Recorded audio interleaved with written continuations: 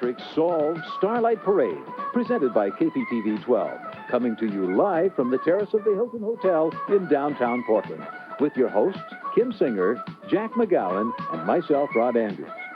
Tonight's telecast is brought to you in part by Southwest Airlines, offering low fares every flight, every seat, every day. By Les Schwab, where our business is earning your trust. By Taco Bell, you can dip into summer with the outrageous taste of the new Extreme Nachos. Cross the border. And by your Northwest Ford dealers, home of the F-Series truck, the best-selling vehicle in America. And now, here's Kim and Jack. Good evening, everybody. I'm Kim Singer. And I'm Jack McGowan. And welcome to the wonderful PGE Solve Rose Festival Starlight Parade. All of us here at KPTV 12 are so glad that you're joining us this evening. Absolutely. You know, the Starlight Parade, this is the 18th year for this event. It follows right on the heels of the Queen's coronation. It's really the first big public event of Rose Festival. And what a kickoff it is. Everyone was a little worried earlier today about some of the threatening skies. It is a beautiful night in downtown Portland. The crowd estimate is somewhere between 250 and 300,000 people, and somewhere down in that crowd is Rod Anders. Rod. Yes, I'm down here, Jack and Kim, and my count is right close to 300,000. I did a quick count, but we're right down here on Broadway, and this is where all the action is going to take place for our show today. And we're going to have some floats. I think I can hear some bands off in the distance because the parade actually started from where it starts just a few minutes ago, but it'll be coming down here in just moments. We're going to have a lot of fun. Hope you'll stay with us. Yes, and Jack? Rod's going to have a lot of company. 107 entries before this night is out on foot, on wheels, on 4 feet, every possible configuration. Blowing every type of instrument imaginable. Oh, yes, indeed. Because what would be a parade without bands, without floats, everything else? We have a special parade this evening, too. We're calling this parade the cleanest parade in America, and this is why. Before the parade began, hundreds of Solve and PGE volunteers handed out literally thousands of litter bags to all the parade participants and the people that are watching the parade. The directions were simple. When you see something on the ground, whether it be litter from a pop can, sandwich wrapper, what have you, pick up the article. Make sure that Portland downtown is as clean as when we found it. The whole idea is to show citizenship and to show that Portland once again leads the country in cleanliness and livability. How does that sound? I think it sounds terrific. I think it's a wonderful idea. SOLVE stands for Stop Oregon Litter and Vandalism. Jack heads this organization. This means I'm doing the parade with Mr. Clean himself. I think it's great. Now, I'm starting to blush, so don't do that. It doesn't show under all these lights. As Jack said, about 300,000 people are expected here tonight, but guess what? You have the best seat in the house, so don't go away. We'll be right back with the start of the Starlight Parade.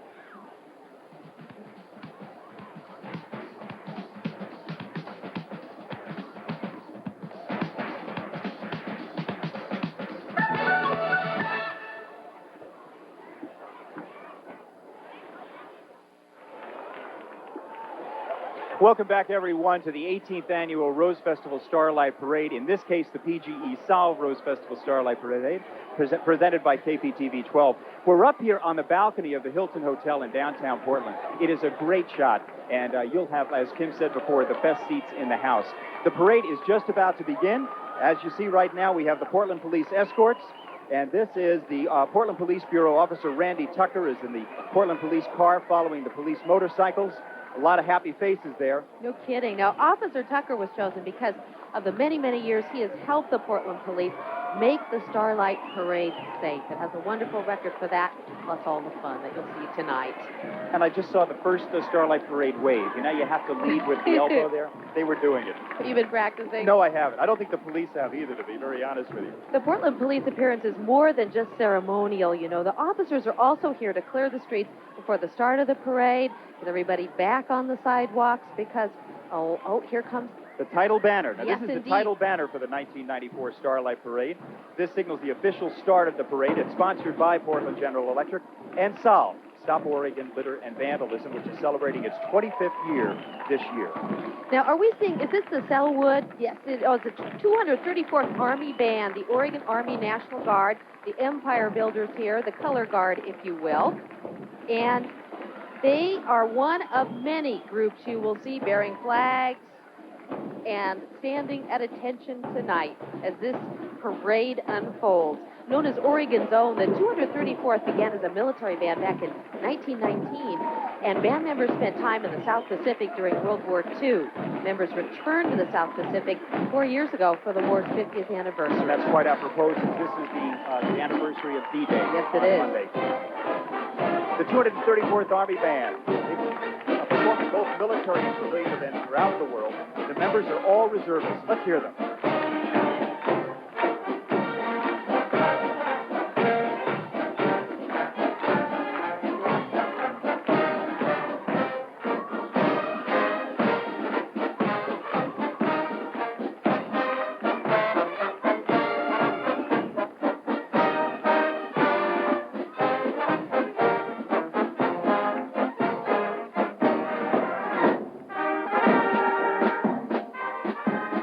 The Grand Marshal of this year's Portland General Electric Solve Starlight Parade.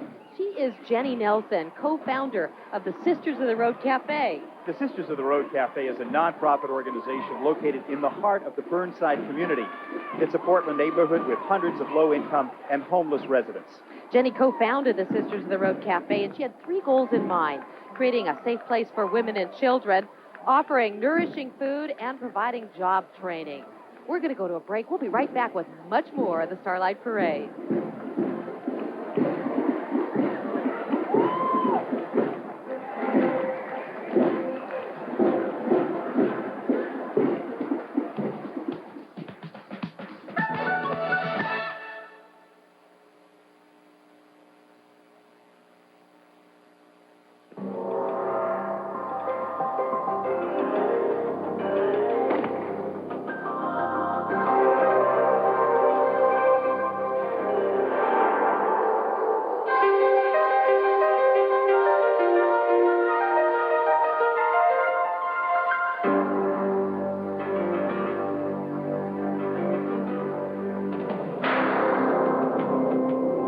Premieres Monday night at 11:30 on KPTV 12.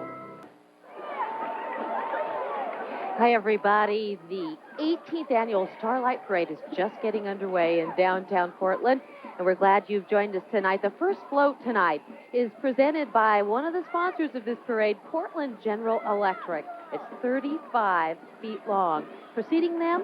Exactly. Preceding them are electric cars designed and built by Oregon high school students from Aurora, Amity, Sheridan, South Salem, and Hillsborough. A total of 15 of these cars will compete in the Electron Race to be held after the Rose Cup race at Portland International Raceway on June 18th. They're powered by energy-efficient batteries, and then their top speeds are 35 to 40 miles an hour. It's the wave of the future, isn't it, Jack? We also have another first for the Starlight Parade. A synchronized electric lawnmower drill team is coming up. At first, aren't these wonderful? Look at these vehicles. These also, the electric cars, the wave of the future. And here come the lawnmowers. A synchronized lawnmower drill team, if you will, sponsored by PGE's Power Smart program and the American Lung Association. 16-member team. Look at them. I wish I could get them to do my yard. They're complete with a drummer and a push mower soloist, and is directed by 2 PGE employees who are former college halftime band choreographers. I think they're going to perform for us, Jack. Let's take a listen, see what they're up to.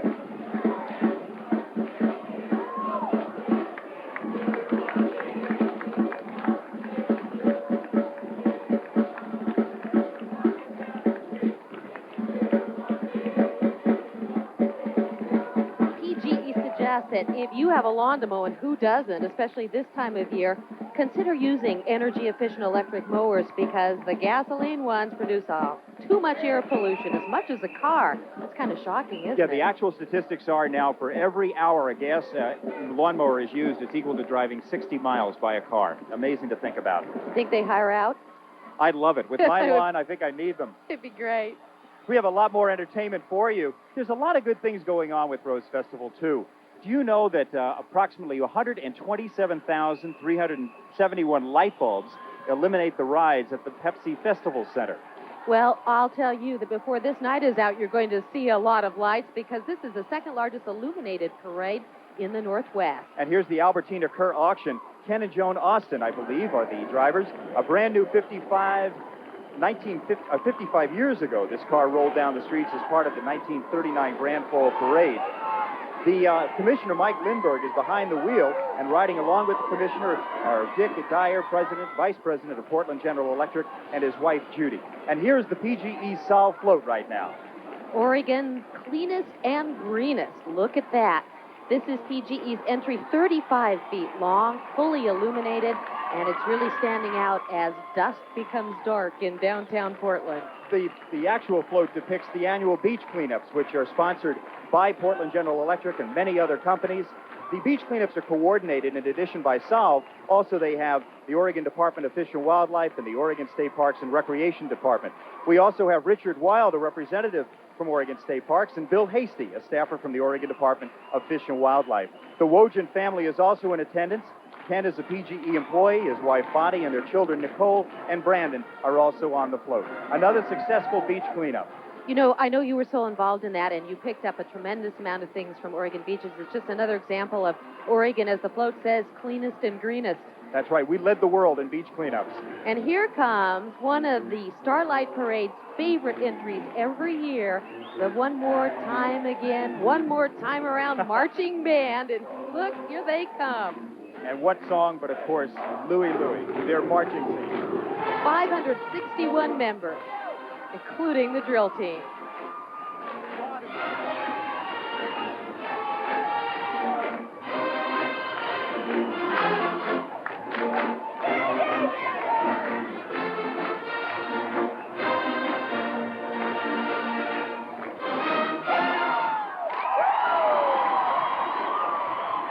And wouldn't you know, look who's right in the middle of them, rambling Rod Anders.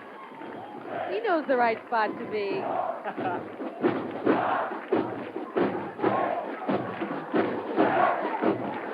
This is why all of its members are former high school and college musicians who wanted to do it one more time around again. It started in 1985 with 100 members. Tonight, over 550. And what are they playing? But Don't Rain on My Parade from Funny Girl. Well, that song is working. It's beautiful sure down is. here tonight. There's some talented Portland celebrities among the members, too. 1190 KEX's Bob Miller is playing on the snare drum, and K103's John Erickson can be seen blowing away on the tuba. Let's listen.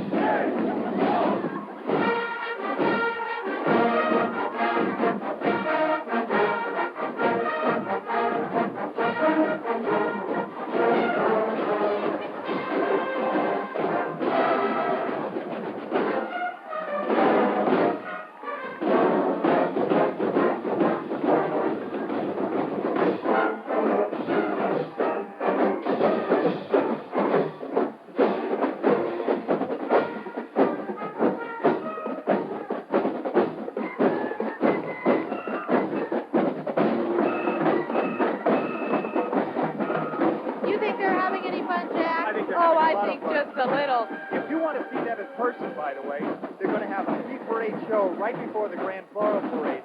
It'll take place in Memorial Coliseum next Saturday, June 11th, starting at 9 a.m. Once again, everyone, the genuine Miller One More Time Around Again marching band, only in Portland. Now, this is what I call a big band sound. It's absolutely terrific year after year. Downtown Portland is actually reverberating with the strength of this band. It really is. It's just such a strong sound between these buildings down here on Broadway. People are having fun. They really are. You know, they have 100 drill members in addition to the 500-plus band members. This is a big group.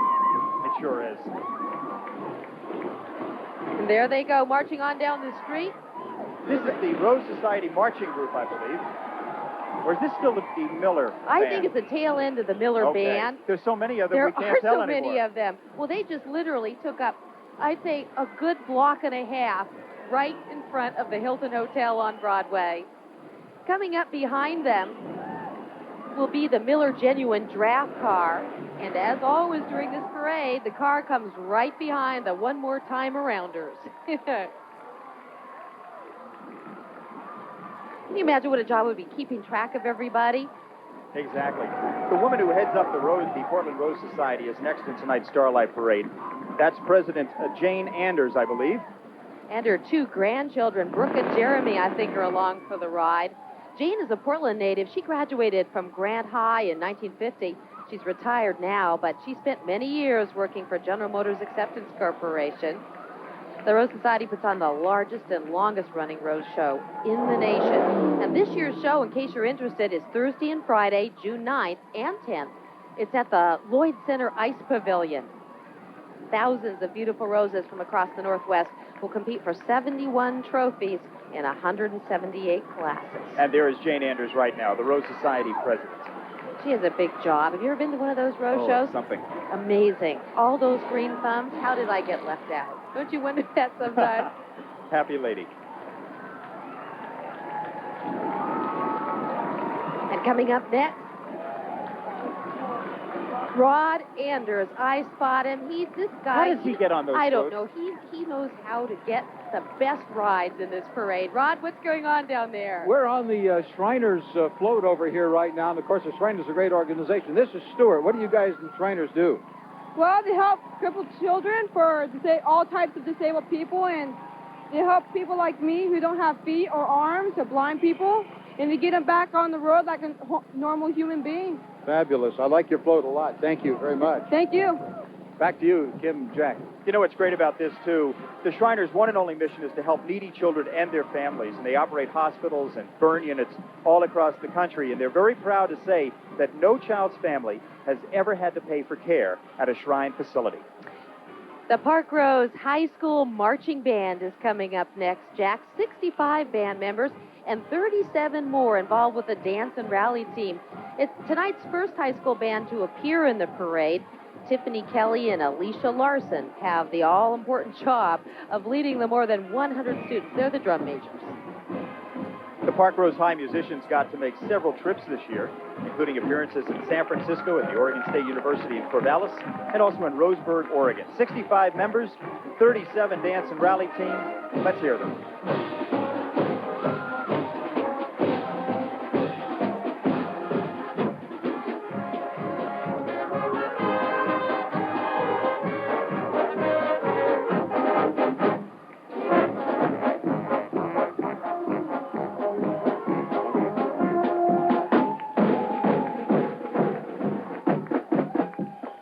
Stay with us, everyone, because we're going to be returning shortly to a lot more of this 18th annual Rose Festival Starlight Parade. We'll be back in just a moment. Right after this.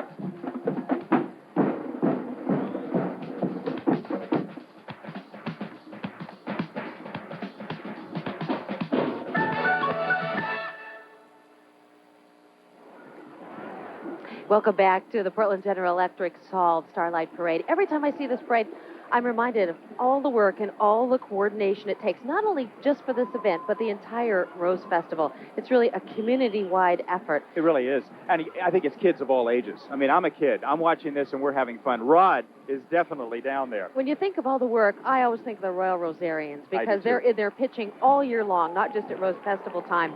And here comes the man who heads up the Royal Rosarians.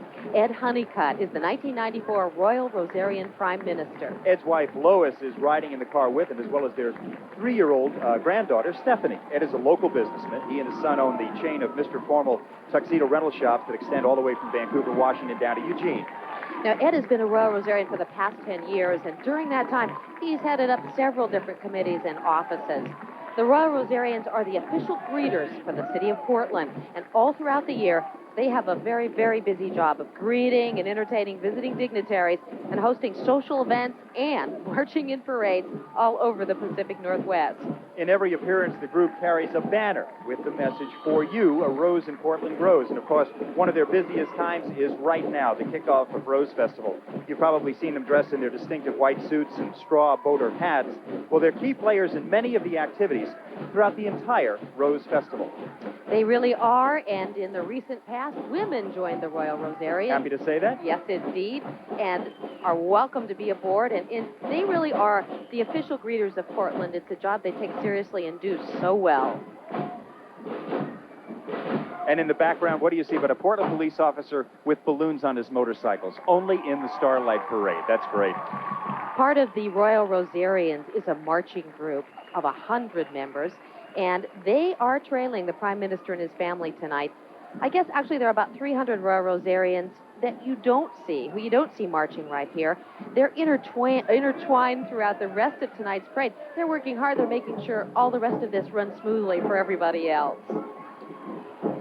A parade of this magnitude is a logistical nightmare, Kim. You can just imagine all of the things that are going on behind the scenes. I hear that probably right after this Rose Festival is over, they're already planning on next year's Starlight Parade. So the activity, the peak of activity just all comes down into this evening. And every once in a while, there's a little glitch in the parade. I heard one of the floats had a mechanical problem before, but everything is back online. We're happy to see that. Well, it's a miracle. It doesn't happen more often, and it's a testament to the hard work and dedication of everyone involved, because imagine 107 entries, 41 of them are floats. What are the odds? These people, mostly volunteer effort and volunteers who get together just for this. And here come the Royal Rosarians again. All I can say is they wear off a lot of shoe leather before the Rose Festival's over. And there's Rosalie Drake. Hi, Rosalie. She works at KPTV. She was one of the first women to join the Royal Rosarians. And there's the Multnomah County Sheriff on patrol with the green and white balloons on the back.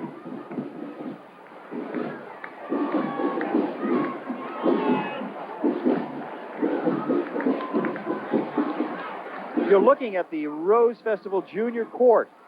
And once again this year, This Week magazine presents the Junior Princesses. And somewhere in that, there he is, right on top as usual. Rod Andrews. Hello, Rod. Nestled in. I am with this group, 8 beautiful young ladies, and of course one of them was selected the queen. She's right here, and her name is Amy Chan. And Amy, what school are you from? Our Lady of Sorrows. Are you girls having a lot of fun for Rose Festival? A lot. Well, it's really neat. These are wonderful girls, and a great opportunity for them to get involved in a lot of neat activities. Back to you, Kim and Jack. Rod, thanks. The 9 and 10-year-olds aboard tonight's float all attend Portland Elementary Schools. There are 8 girls in all, representing the different geographic regions of the Rose City. Oh, big smile. You know, when the girls try out for junior court, they're judged on speaking ability. They go through an interview process. They're judged on poise and overall impression. And I have to say, they're making an awfully nice impression tonight on this wonderful float. Some of the districts that they've come from are Hollywood, North, Walnut Park, Selwood, Eastport, Hawthorne, Park Rose, and the West Hills. Amy Chan from Our Lady of Sorrows comes from the Selwood district. Oh, there's some nice little Rose Festival viewers. That's right. Having a great time. Future Rose Festival princesses, I wouldn't Jack, doubt it. taking notes. Do you see that? They're watching very intently. Really, it's so much fun. Having grown up in the Portland area, I remember when the competition was held at my grade school. Oh, just, a few years ago. A couple. Oh, right? well, you have to add at least a 1 in front of a few, we have to be reasonable about this. But really, it's something that's looked forward to with such anticipation in the elementary schools, and the girls represent the city so well. Hey, incidentally, for those of you who want to go down and see the Rose Festival fleet, they're going to be docked at the seawall at Waterfront Park. It'll be open to the public daily from 1 to 4 p.m. Of course, it's free, and it starts this coming Wednesday, June 8th. It will commence Sunday, June 11th, so you do have a few days to see it. There'll be 20 ships from the United States and the Canadian Navy and Coast Guard, and they'll be participating in this year's Rose Festival celebration. I think the junior princesses are ready for a visit to the seawall with their sailor caps on tonight. The girls, as does the senior court, these girls attend so many events and are such good ambassadors of Rose Festival. And as you say, the ships at the seawall are just one event that people all throughout Oregon and tourists as well look forward to every year. Sitting here watching the girls and seeing all the flowers on the float reminds me of all the flowers we're so lucky to have here tonight, thanks to City Flowers and Interiors. But let's take a look now at the next high school marching band that is part of this parade. This is Fort Vancouver High School out of Vancouver, Washington. And it sounds particularly good. It's because the members are used to making award-winning performances. This band from Fort Vancouver High School captured first place out of the state bands in the Grand Floral Parade in 1989, 1990, again in 1993. They are one heck of a band, Tim. That's an incredible accomplishment. Let me tell you, they have some stiff competition. The Battle of the Bands is something that not many events can rival. Let's hear why they're so good.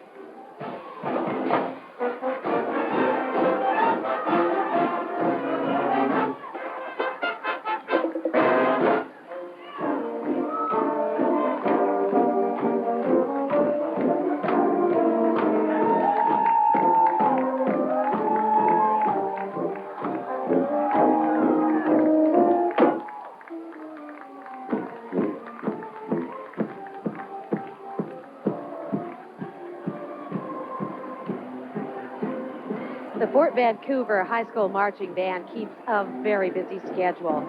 Recently, they performed in the National Canadian Music Finals in Toronto, Canada, and they've also had the rare opportunity to march in a Super Bowl parade. All 110 members, 40 members in the drill team, and the drum major is Kara Smith. She's leading the group tonight, and coming up behind, here comes Portland's Mayor Vera Katz, and look who's with her, Rambling Rod. Rod? We're with the mayor, and let's see if I can get her attention here for a moment. Mayor Katz, this is your second year in the parade. This is my second year, and it's better than last year. This is a wonderful city and wonderful people, and I want to welcome the mayors from all over this country who have selected this city to be here next week. Wonderful. Well, we hope you have a wonderful time in the parade, and we hope that everybody enjoys. And come out next week for the Rose Festival Parade. Don't want to miss that one. Mayor Vera Katz. Mayor Katz is one of only 15 women mayors of cities in the United States with populations over 250,000. She has a long list of accomplishments. She is a well-known figure in Oregon, even prior to winning her current office. In 1985, she was elected as the first woman speaker of the Oregon House of Representatives, and in doing so, she became the only person in history to hold the speaker's post for more than 3 terms.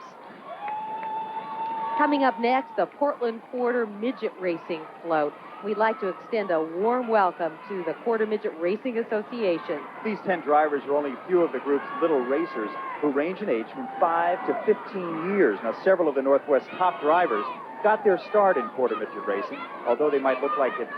Quarter midget cars are really not toys. They are 1/4 scale versions of full midgets. And look at those miniature race car drivers there. The cars race on a small track, reaching speeds of 35 miles an hour. The thing that's so wonderful about this event, not only do the kids have a wonderful time, but they learn really important things about responsibility, and they're responsible to a large degree for the maintenance of the cars, along with their sponsors and their parents. If you want to see it in person, the public is invited to stop by Alpenrose Dairy Saturday and Sunday, June 11th and 12th, to see what it's all about. Racing begins at 2 o'clock Saturday and at 10:30 on Sunday. One of America's best-known bears is part of our next entry in the parade tonight. Smokey Bear is with a 20-member Forest Service firefighting crew, part of the USDA Forest Service exhibit. Now, these are the folks who watch over our forests. Thank goodness we have them. They make sure the fires are put out quickly if they happen. Smokey is riding in a 1935 Forest Service fire engine, and this year Smokey's celebrating his 50th birthday. Smokey and the Forest Service, please, they want to remind you, in 1994, it's already been declared a drought year, so as you head into the forest this summer, please remember only you can prevent forest fires. Be very careful with your camping. That's right, Jack, and the fire season, as you say, has begun. You know, Smokey gets to be Grand Marshal in an upcoming Rose Festival parade. All eyes will be on that furry firefighter on Wednesday, June 8th, for the Pacific Power Junior Parade. And coming up next is the Centennial Healthcare Center out of Gresham. There's dazzling women riding away atop. There'll be a float coming up shortly, we believe, and that's going to be one of the floats, many, many floats that you'll see. First, though, here comes the Franklin High School Marching Band. One of the things that's so fun to see about all the bands in tonight's parade from all the schools are all the different uniforms, all the different drill formations, and all incredibly talented. Great uniforms, too, Kim. Exactly. Made up in the American Revolution. Let's take a listen to Franklin High's Marching Band. It's okay, no problem.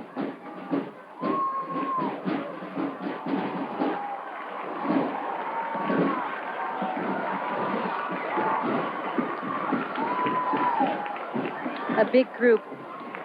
Look at those tubas, and coming right up behind the Centennial Healthcare Center float, illuminated with spotlights. This is one of the things that you'll notice about so many of our floats tonight, because lights are the key issue. This is an illuminated parade, the second largest in the Northwest. And what you'll see up on top there, riding in the back part of that pickup truck, is the senior queen. She's 81 years old, wonderful lady. Her name is Hope Trainer. Hope's grandchildren are with her on tonight's float. Hope will appear in 3 parades this summer. And there's a great shot of Hope, 81 years old, smiling. With a smile like that, she'll live to be 100. Oh, I should say. She should bottle that.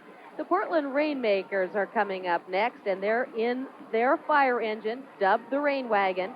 And there comes the motorized bathtub, which they course. call the Drizzle Mizzle. Now, of course, you'll see the inverted umbrellas, and people will say, well, why are the umbrellas inverted?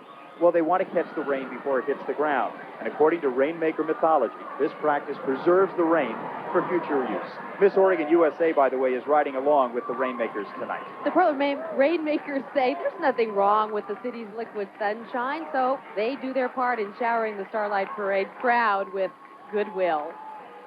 The Budweiser cars are coming up next. Budweiser, always such an important part of the Starlight Parade because they brought the Clydesdales, Jack, and here they come. Aren't they magnificent? They are beautiful. Each horse weighs more than 2,000 pounds, and they stand 18 hands high. That is a full 6 feet at the withers. Now, do you know the names?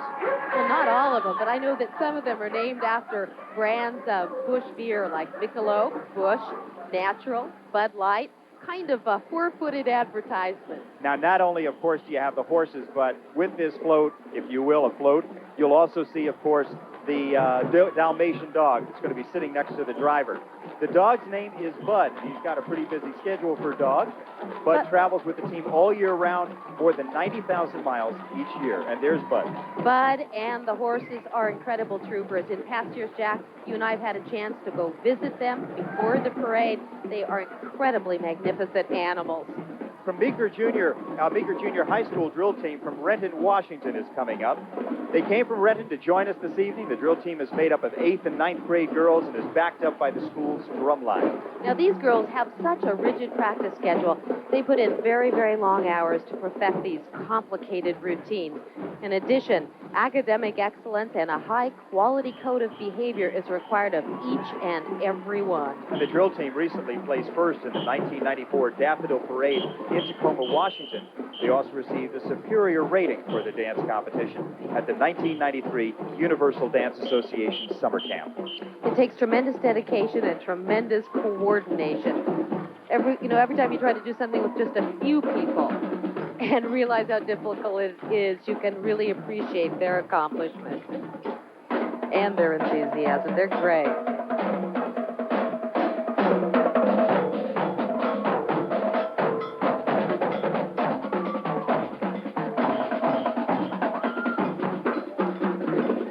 This is one of many groups who come some distance to be a part of the Starlight Parade. Meeker Junior High from Renton, Washington. We're glad to have them. There is much more to come, so don't go away. We'll be right back with more of the Starlight Parade.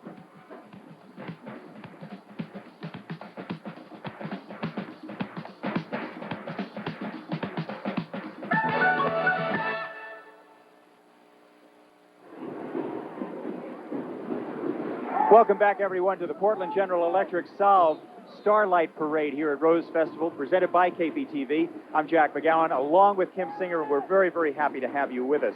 Opening it up right now, Kim, it looks like it's the Pacers. It is the Lake Ridge High School Marching Band. Pacers, indeed, 100 members. You know, this band is unique in one aspect. They also have a flag team you'll be seeing tonight. And the sounds of the Lake Ridge High School Marching Band are truly becoming a Rose Festival tradition. You know why? This Lake Oswego band has marched in a Rose Festival parade every year since 1980. That's a 14-year streak. Lake Ridge finished second in the 1993 Starlight Parade, and drum majors Trev Harmon and Steve Swearingen are leading the group tonight. The Pacers, let's hear them.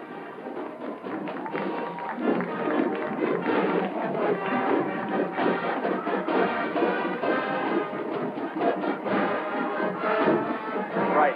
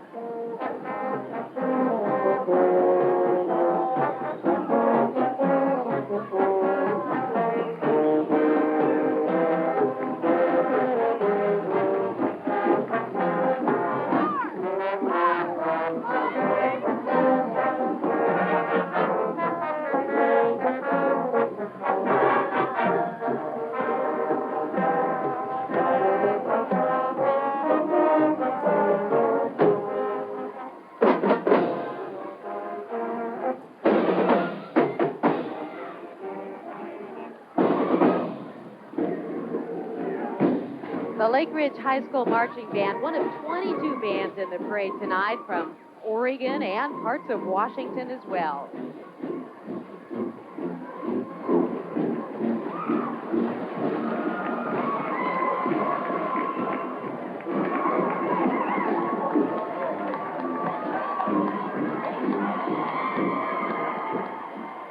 And rounding the bend next is a float that we want to give special mention to tonight because this represents a sister city association between the city of Portland and the city of Kaohsiung, Taiwan.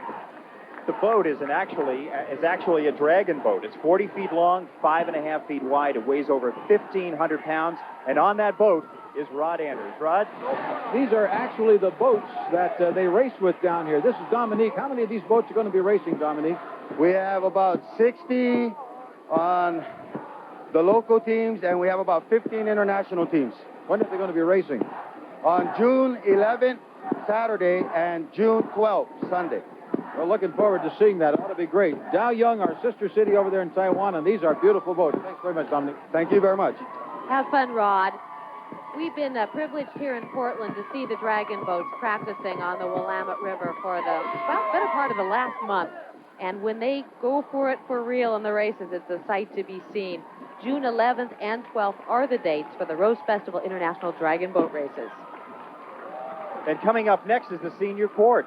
These are the young ladies who proudly reign over the entire Rose Festival, the festival's senior court, the Kingdom of Rosaria. Queen Joy Lawrence is surrounded by her court, 13 princesses, all chosen from Portland's high schools. The 1994 senior court is comprised of students from David Douglas, Wilson, Grant, Roosevelt, Park Rose, Central Catholic, Madison, Benson, St. Mary's Academy. Joy Lawrence went to Lincoln, or still goes to Lincoln, I should say, Marshall High School, Cleveland, Franklin, and Jefferson. The Rose Festival Senior Court makes 160 visits each year. These are busy young women. They are involved in other parades and festivals in other communities throughout the state of Oregon. And, of course, they are our foremost emissaries of Rose Festival at this time of year. And there you see Queen Joy Lawrence, who was crowned just 2 nights ago. And we're going to take a look right now at her crowning.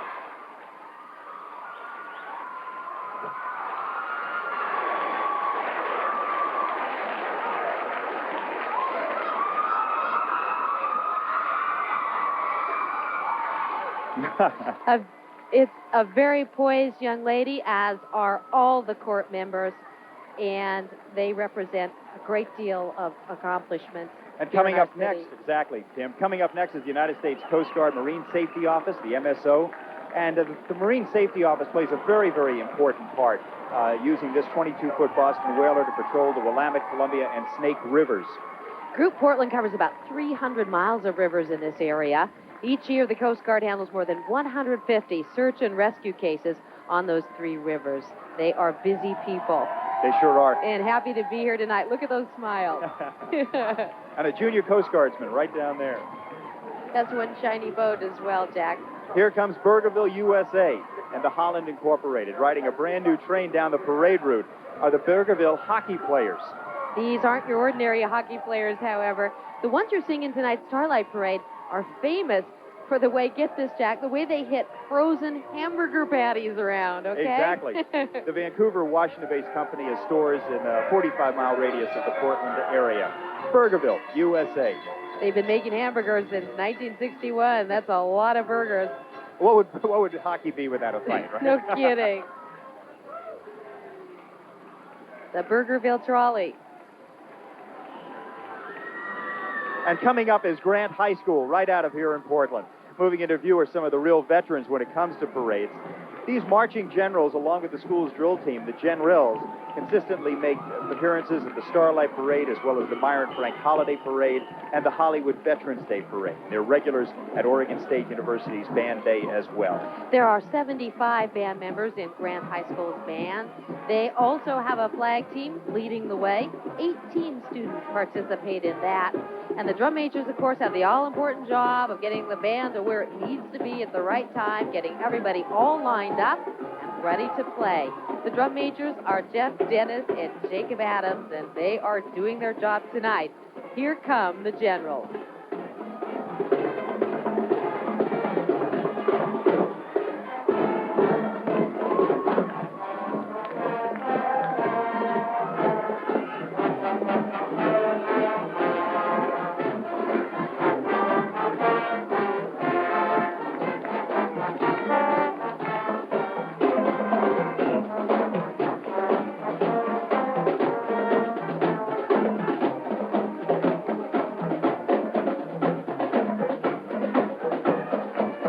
Here come the Generals, the drill team.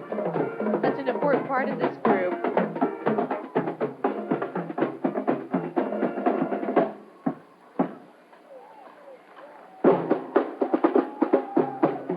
We're going to be taking a short break here from the PGE Solve Rose Festival Starlight Parade. We have a lot more of the parade left in store with many more marching bands, floats, and a few more surprises. So we'll be right back after this. Thanks for staying with us.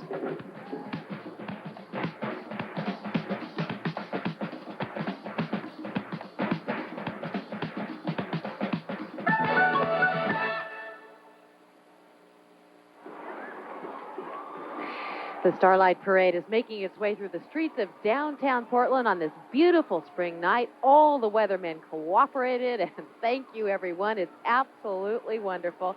And here comes our next event in this parade, this one from Willamette Industries in Lebanon, Oregon. It's a giant in the wood products industry, and they show how they use Oregon wood. Willamette Industries makes everything from paper boxes to raw lumber. It has 89 plants in 21 states. It employs 89,000 people. But it's based right here in Portland. The company owns more than 1 million acres of forest throughout the United States. And there's the slogan, Trees, Oregon's renewable resource. Of course, this exhibit a point of pride during some tough times for Oregon's timber families. We're real happy to have them here tonight. Here comes Couple Radio right behind. The entire Couple Waking crew is out there tonight. Doug Dahlgren, Susan Barr, newsman Neil Penland, and weatherman George Steffen. George Steffen, who also is our colleague on Channel 12 on the 10 o'clock news. Who else would have these great big cowboy hats on their float but New Country 98.5 Couple, KUPL, Portland's #1 country music radio station. And they're not proud of that or anything either, no. Jack. No. Couple plays continuous country hits 24 hours a day. And you at home are probably hearing some of those hits right now because we sure hear them behind us. What size are those cowboy boots? I like the stars. I love all that glitter. That's great. You can tune into Couple on either your AM or FM dial.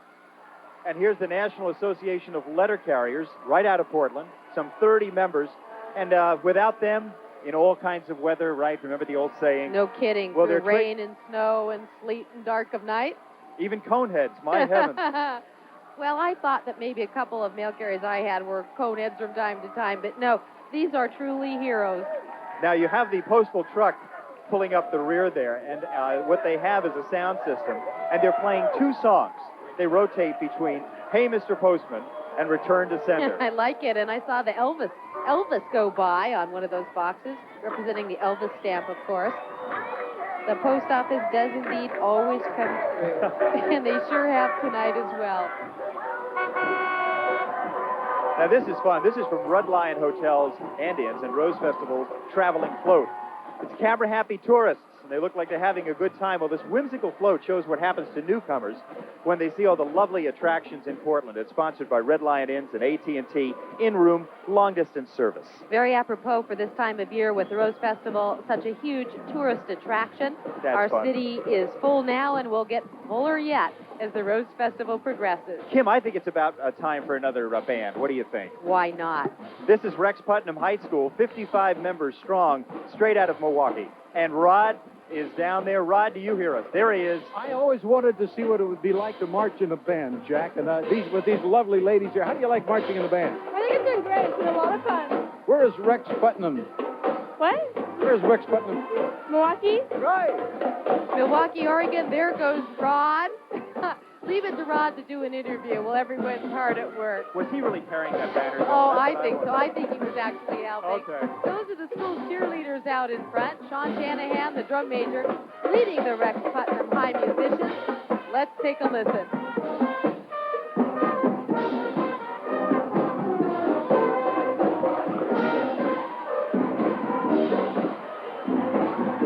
And there go the tubas. You know, one of the events that precedes the Starlight Parade every year is an event called the Fun Run. And it is just that. Runners of all different levels of ability turn out for this event. It's right through the streets of downtown Portland, and here's the start of it. There they go. The run started at Benson High School and then went over one of the bridges over the Willamette and came running through downtown Portland. This run comprised of not only serious runners, but very strange runners, too. It's really great. It's a run everyone can participate in, and a super fun part. And here's Portland State University. If you've spent any time at all in downtown, you'll recognize some of the scenes on tonight's next float that'll be coming up shortly. There's some of Portland State University's most predominant buildings. Not many people realize this, but PSU is the largest landowner in Portland, with 40 buildings stretching over 36 acres. Well, it's Oregon's only urban university in the heart of downtown Portland, and this is an area that you're going to be hearing a lot more about in the years to come, because city leaders and business people are in the process of founding a university district that will feature and spotlight Portland State University. It's fun to have them a part of this parade tonight because they're so much a part of downtown Portland. And what's so nice is they've really done a beautiful job with that campus. It is a campus within a city. Oh, it absolutely and is. It's a great job. Nice job, PSU. Many events, too, that go on there that people who are not students, of course, can participate in. The parade is making its way behind us. And as Jack mentioned, there are other events to come before Rose Festival is over. One of them coming up, the Budweiser G.I. Joe 200. Mark your calendars. That's Friday, June 24th and Sunday, June 26th at PIR. And here's Kel's Restaurant, Pub Pipe Band. Let's give a warm Rose Festival welcome here. This is a newcomer to the Starlight Parade. The Kel's Irish Fusiliers are sponsored by a well-known Irish pub in town, and it's Kel's Restaurant and Pub. Let's listen right now to some good bagpipe music.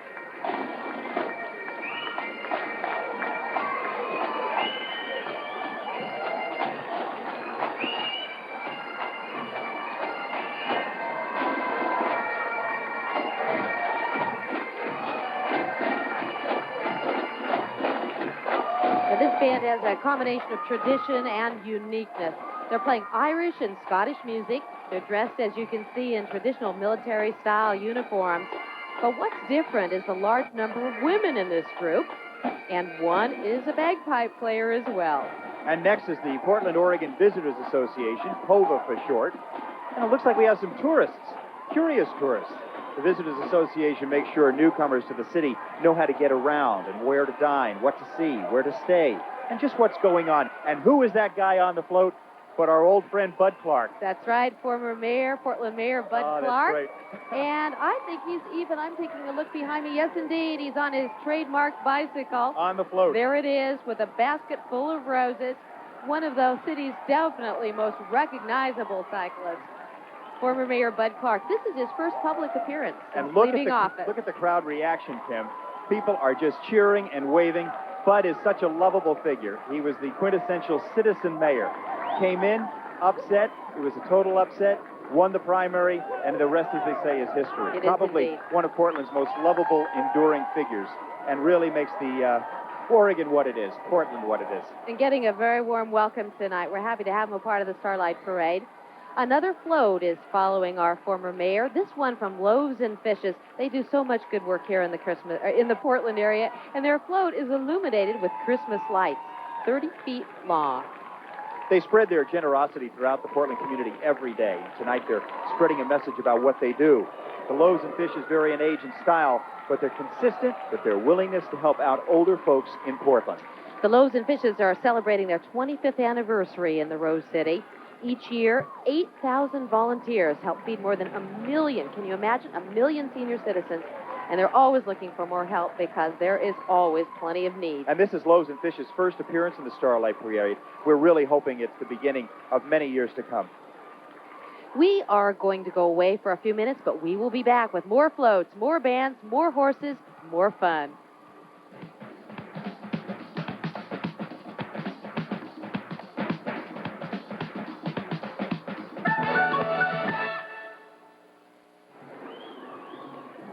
Who doesn't love a parade? The Starlight Parade is the first big public kickoff event of the Rose Festival, and it's really one of my favorites. I look forward to it every year because it's at night.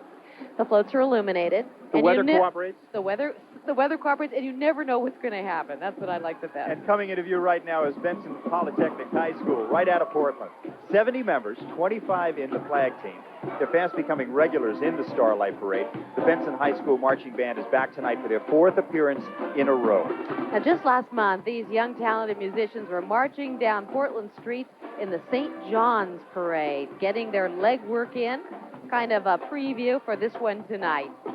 The flag team leading the group recently placed first at the Columbia River Winter Guard Camp and third place at the British Columbia Provincial Championship. So they've traveled some miles before they got here tonight, Jack. That's right, and directly behind that flag parade is the drum major. That was Sean Bartley. He's leading the band members tonight. And here they are from Benson, 70 members strong.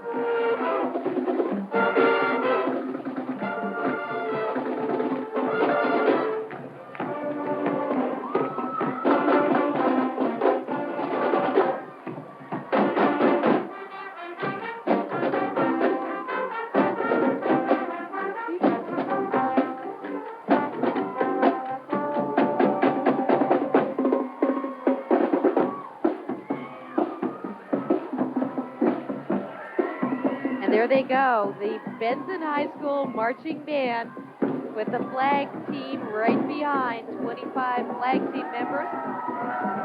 And coming up next. Here comes the World Championship Timber Carnival float. Illuminated tonight by twinkling Christmas lights, 30 feet long, all volunteers. A lot of TLC went into this float. And do you notice who is on that float? Well, of course I noticed. How does that man get Well, around? I tell you, he has friends in high places. I think he does. Rod Anders. He's in all the right spots tonight. Come Rod? on in, Rod. Hey, listen, Jack, this is the World Championship Timber Carnival they have down at Albany every year around the first part of July. There are 5 princesses, and a little later on this month, they're going to pick a queen. But I just want to ask Michelle here about give me three exciting events at the world-famous Timber Carnival in Albany. Okay, well, this year's our 50th year, so we're having a special Masters competition and a special reunion and our wonderful events we always have. And McBride and the Ride is coming, which will be wonderful. Do they also do that log rolling out in the water like they used to do? Yes, that's one of our great events that we have every year. They fall in sometimes, Bill. Yeah. The neat part about it. Thank you very much. The Timber Carnival coming up 1st of July. Back to you, Kim Jack. Thanks, Rod. Now, I'd like to see Rod do that. Wouldn't you do a little log rolling? You'd like to see him fall in. No, the Timber Carnival is a tradition. Lincoln High School is coming up next. This is their 125th anniversary celebration. Lincoln High School is proud to be Portland's oldest public high school. It was also the first public school to open west of the Rockies. Talk about a tradition. The marching unit is made up of former students from as early as the 1940s.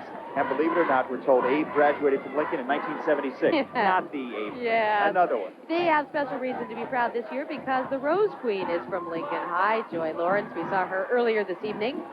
And here comes Malala High School's marching band right behind. Red and black, their colors tonight, coming out of the night.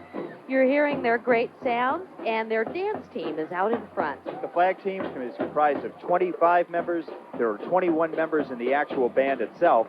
Last year was a busy time for this marching band. For starters, they took 4th place for the first time they ever competed in a marching competition. That was during the Oregon State University's Band Day in October. And I think they're about to start, so let's settle back and listen to Malala High School.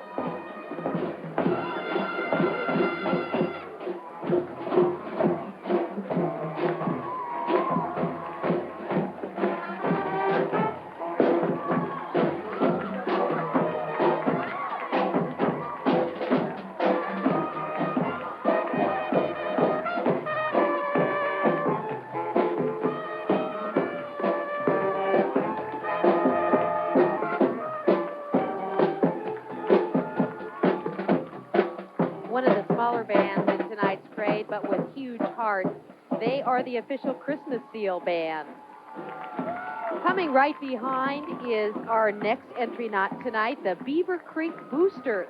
And there they are, waving away. Volunteers who work throughout their community. And their theme seems to be kind of a 1950s diner rock and roll theme. And there's the queen of the Beaver Creek Boosters. with a great big soda out in front. Looks good to me about now. Beaver Creek, a community just south and east of Portland.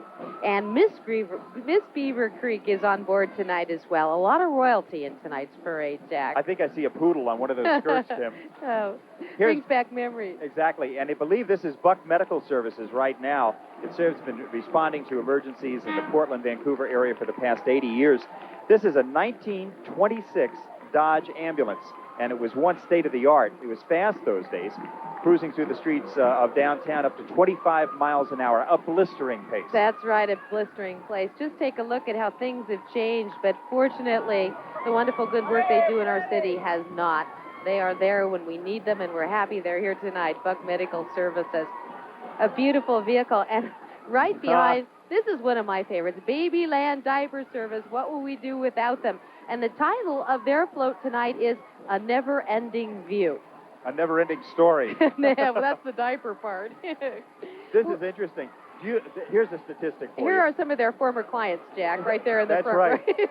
We're sure there are plenty of mothers out there who will recognize this company logo because they wash more than, get this, 50,000 diapers a day. Interesting Rose Festival statistic. That's right. And while that probably doesn't sound like much to you, it's what they do best, and it's locally owned. That's right. Past 30 years, they've been doing their good work. Babyland's employees helped create tonight's float. Never-ending view is a takeoff on the slogan of the Rose Festival this year, which is a view from my window. And in the window of that float, you might have seen some baby pictures, some cute kids looking out who are employee children of the employees. And there is Diaper Bear doing a very good job. Diaper Bear. Diaper Bear. That's his name. You're loaded with facts. Oh, Tim. I am. I'm into Babyland. Okay, coming up next, here comes a that's boat a beautiful float. boat. Looks like an old Chris Craft boat. It is. Very pretty. Beautiful boat and illuminated. It's the U.S. Power Squadron. And this is one color coordinated entry from stem to stern, not only of the boat, but the truck as well. They're promoting Safe Boating Week. Which is on June, I believe, July 5th. Safe Boating Week starts. And there are testimonies to how to do it right with their life preservers on tonight. Exactly. And this float, just one example of the illumination, different kinds of illumination being used in this parade tonight. Very creative themes, too, I might add. And coming up, we've got another band. We do indeed, and they are enthusiastic. I see a lot of hopping and jumping going on behind the boat float. The John Marshall High School Marching Band is next. 45 members and 14 members in their flag team.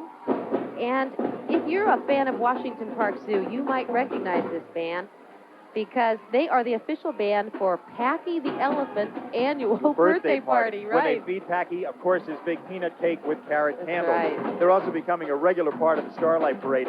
This is their 7th appearance. I think they're ready to go, Jack. Let's listen.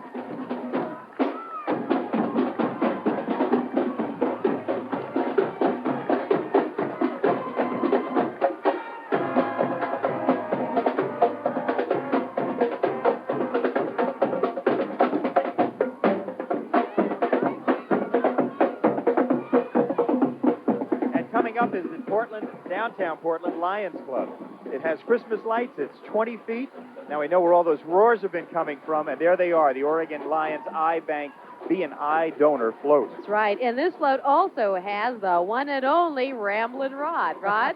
Rod, you're in jail. Oh, I know it, and I've got a lion right behind me. What a great group this is, the Lions Club. They do some great work. Really appreciate it. Good luck getting out, Rod. The Lions Club is the largest service organization in the world with more than 1.5 million members. And Oregon has over 8,000 lions. They help the sight and hearing impaired. Here come the Oregon old-time fiddlers. And I have a feeling we're going to be treated to some fiddle music tonight as they pass by the reviewing stand here of the Starlight Parade. Let's see if we can hear them.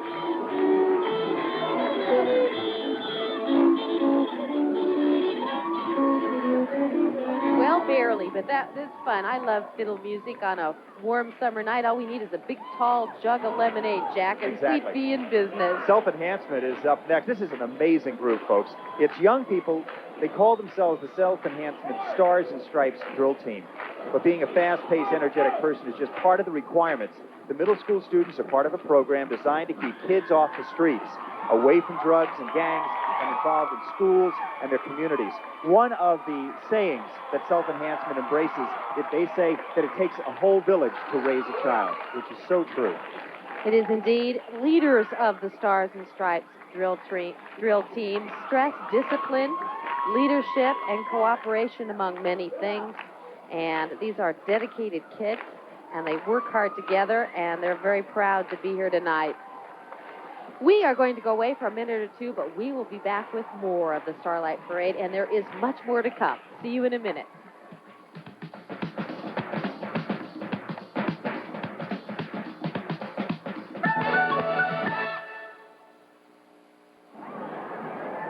Welcome back, everyone, to a beautiful night in downtown Portland as we bring you the PGE Solve Rose Festival Starlight Parade presented by KPTV 12. I'm Jack McGowan. And I'm Kim Singer, and I'd like to acknowledge a company here in our area for these very beautiful flowers. Speaking of beautiful, City Flowers and Interiors has done the flowers for our set tonight. They were provided by the store located downtown on Southwest 5th. And in case you'd like to stop by, their new location is in the Macadam Market in John's Landing. Thank you to Say City that Flowers. 3 times fast. Boy, no kidding. It's a tongue twister. Coming up is a vintage festival. Look at this one. This is just great. This is an antique truck. It represents the Vintage Festival of Newburgh, Oregon, and it is donated by ADEC. And guess who? Ramblin' Rod is right up in the cab. This is a 1924 Bulldog Mac, and what a beautiful machine this is. I didn't know they made them that well back in those days. And this does represent, as you said, Kim, the Vintage Festival in September. Not just automobiles or trucks, but motorcycles and everything will be seen in this special. Let's meet a couple of our friends. I'm Ashley. And this is? Jessica. That? I'm Joanne. Okay, Joanne, don't miss the Vintage Festival. Back to you, Kim and Jack. Thank you so much, Rod. That truck, by the way, it has hard rubber tires, as you saw, and has a maximum speed of 15 miles an hour. Now, imagine driving that in rush hour down the Sunset every day. No kidding and no thanks. Sam Barlow High School Marching Band is coming up next, everybody. There they are in blue with their red, white, and blue flags. And it's not surprising that this next band sounds so great because they've won 3 awards in the last year alone. They practice. They take it very seriously. That flag and drill team, by the way, is comprised of 42 members. The drum major is Andrea Ross. There are 72 members in the band, which you'll be seeing shortly. The band, by the way, placed 3rd during Oregon State University's Band Day. They were among the top 5 bands in the last year's Rose Parade, and a symphonic band placed 2nd in the state. There's a lot of great statistics with the Sam Barlow High School Band. Well, they have a long tradition, and they travel many miles throughout the year, and certainly have over the years to various band competitions. The band is coming up now down Broadway in front of the Hilton Hotel where we are. Look at the drum major. Beautiful uniforms on all the bands tonight, but some of them especially just seem to come right out of the night. And here comes Sam Barlow High School Marching Band. And there's Andrea Ross.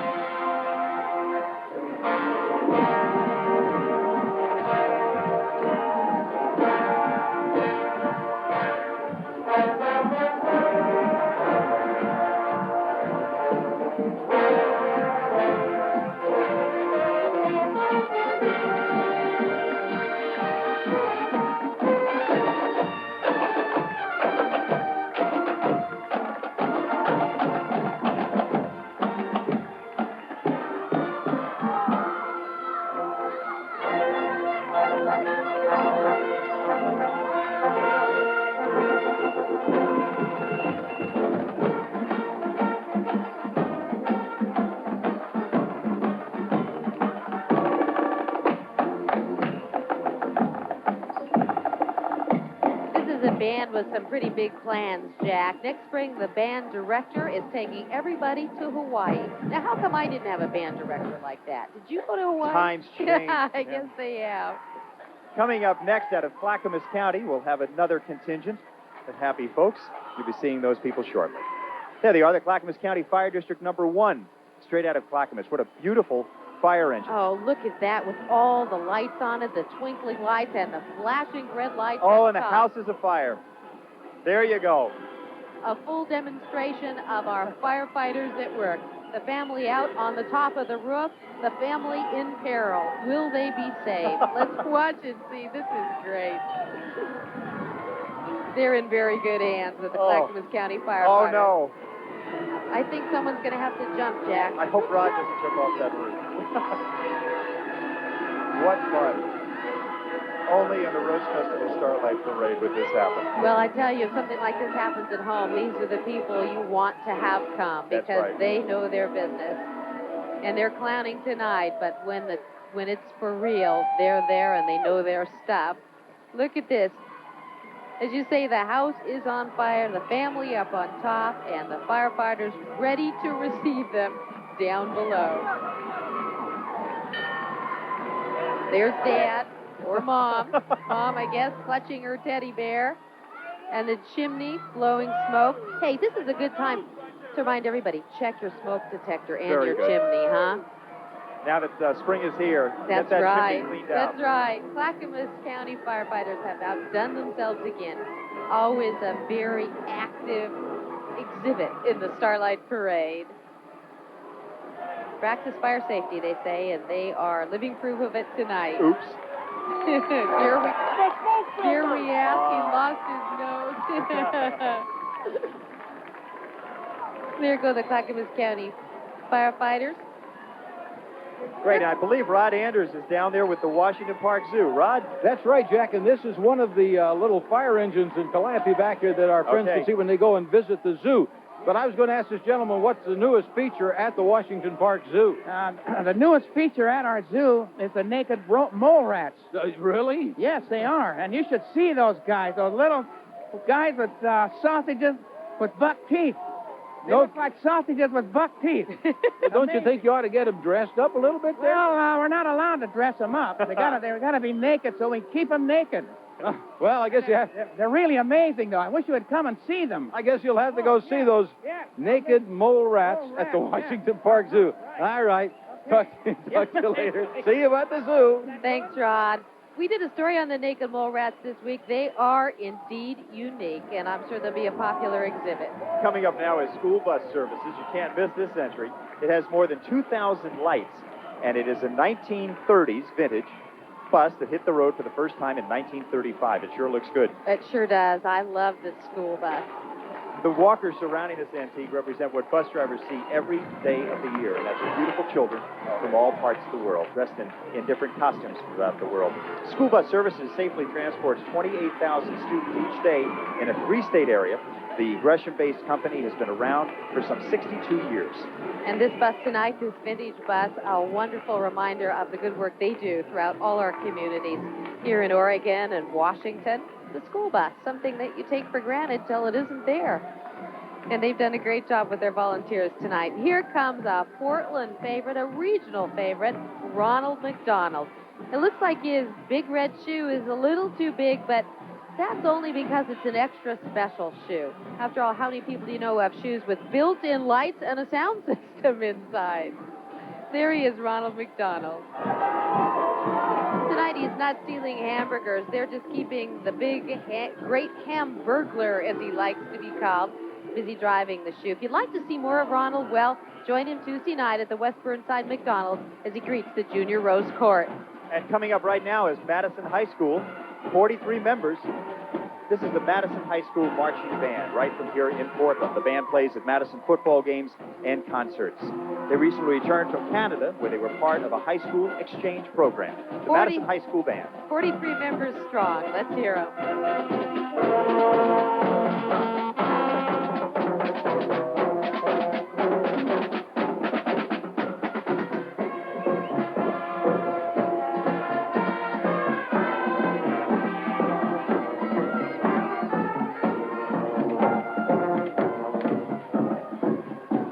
Oregon Dental Assistants Association exhibit is coming up next, and need we remind you, floss, floss, floss. That's the theme of this, and there are the floss masters right out front. Put the words dental assistant and drill together, and you get some pretty frightening reactions at times, but these folks are not only harmless, they're helpful. This group represents the friendly, helpful assistants who help take the fright out of getting into the dentist chair for young and old alike. Hey, this is the part I never mind. They just have the toothpaste and the dental floss. That's not so bad, is it? Let's take this time to take a brief break, but we'll be right back with more of the Starlight Parade.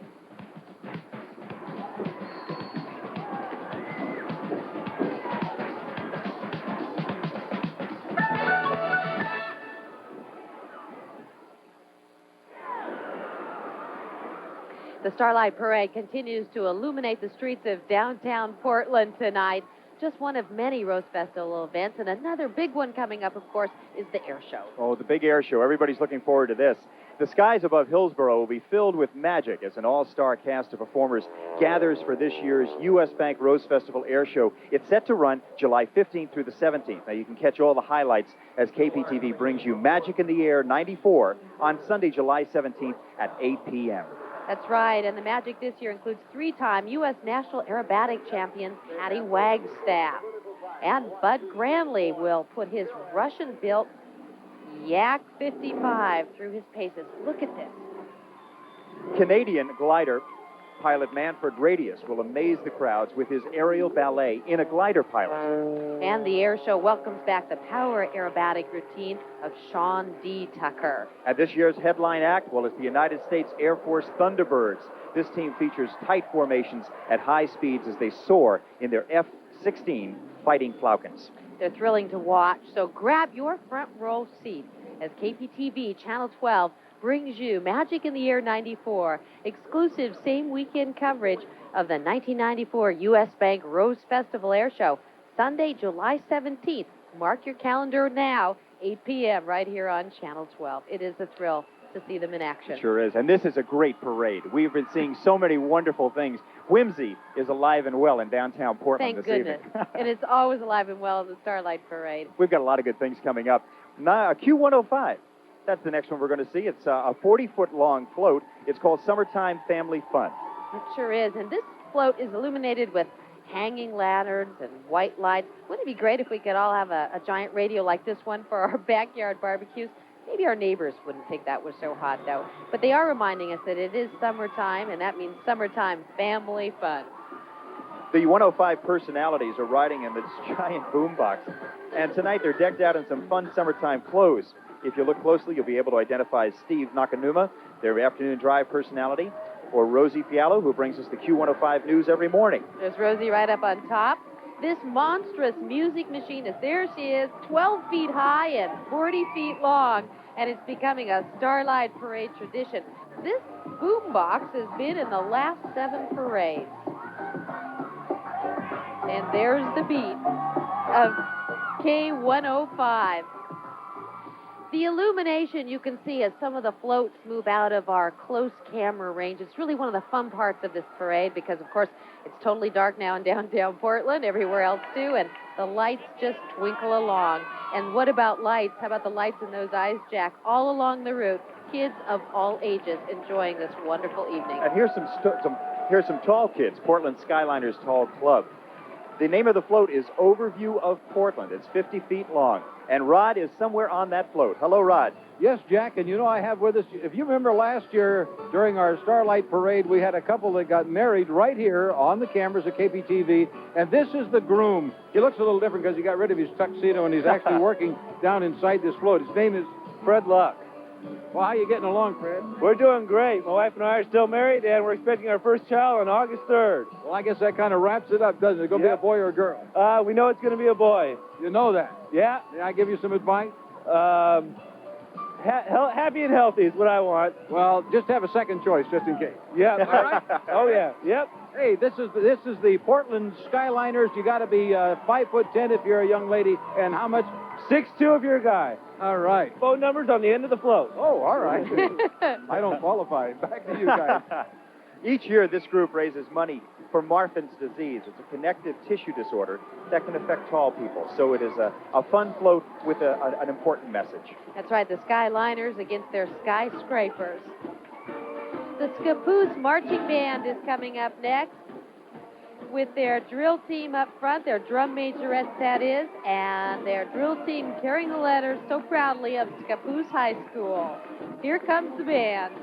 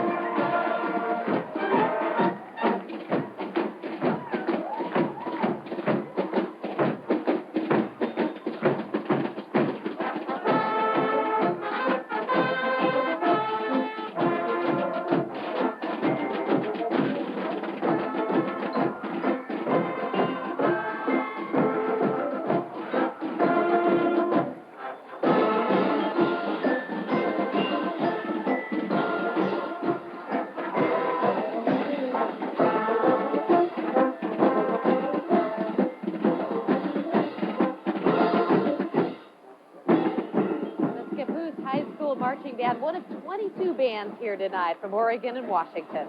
Coming up next is the Italian Businessmen's Club. 45 feet long. You'll be seeing this float shortly. Tradition runs deep in this next entry. Not only are they back for their 10th year in a row, their float is going to be all about the traditions of Italy. You can see it in the colors of the girls' skirts right there, the red, the green, and the white of the Italian flag. And there's some little ones. They're still awake. Glad to see it. Very awake. This parade is keeping everyone at street level wide awake with the big band sounds and all the excitement. Here come the Italian Businessmen's Club. It's Portland's largest Italian-American organization, formed back in 1953. And tonight, the Italian Businessmen's Club is highlighting two culturally important activities from Italy, music and winemaking. What a great way to do it. The Italian Businessmen's Club was formed, like you said, in 1953, and it's a good message. It's set up to preserve and promote the Italian-American heritage in the Rose City. And guess who is along for the fun? Rambling Rod Anders. Rod? I don't know if Rod's heard us yet. I think he's having too much fun. I think he is too. Look at him. He's really into this. I'm not sure if it's the music or the wine. There he is. How about it, Rod? Can you hear us? We're with the Italian Businessmen's Club over here, and we're having a wonderful time. I'm going to tell you, over love of the great. This is the new presidente over here, and his name is Pasquale Pascuzzi. Pasquale, how are you? I'm very well. Yourself? You people live very well, don't you? We try our best. What a great group. Thank you very much. Thank you. Thank you very much. Yes. Have a wonderful time, everybody. And Pasquale has a nice glass of wine in his hand. Yes, indeed. This is a great group to be a part of, and they're certainly making the most of it tonight. Is their float, representing music and winemaking. A lot of enthusiasm there, Jack. Every time this float comes down the route, each year, it is one of the high points. People just love the Italian Businessmen's Club. It's certainly colorful. OMSI is next with a reminder to see the dinosaurs at OMSI. In fact, coming up, a scene right out of Jurassic Park. OMSI says the dinosaur exhibit is just as exciting as that blockbuster hit movie. Here come some young dinosaur catchers right here, dinosaur hunters. This dinosaur exhibit currently at OMSI is the first to include real dinosaur bones, fossils, and skeletons. They're all from Egg Mountain, Montana, where more than 10,000 skeletons were discovered. Well, if you haven't seen it yet, don't delay too long because this exhibit moves on after Labor Day. And also, I might add, too, that the OMSI Max Theater currently has Grand Canyon. It is a wonderful movie, so go see OMSI.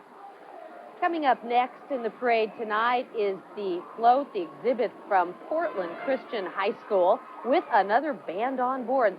This is Oregon's largest operable band wagon. The wagon has an 8-ton chassis and is equipped with hitches at both ends. The wagon and both bands are all newcomers to the Starlight Parade. So welcome to the PGE Solve Starlight Parade. Red, white, and blue is their theme tonight. Let's listen.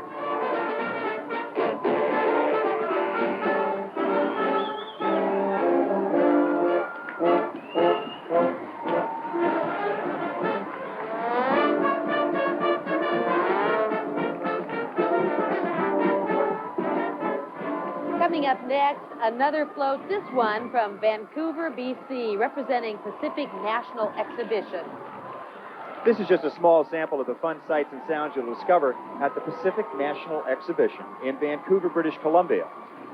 This provincial fair takes place from August 20th to September 6th this year, which reminds me, don't let it ever be said you don't have anything to do because so many festivals and events are represented here tonight. Look at this, a little roller coaster with bears.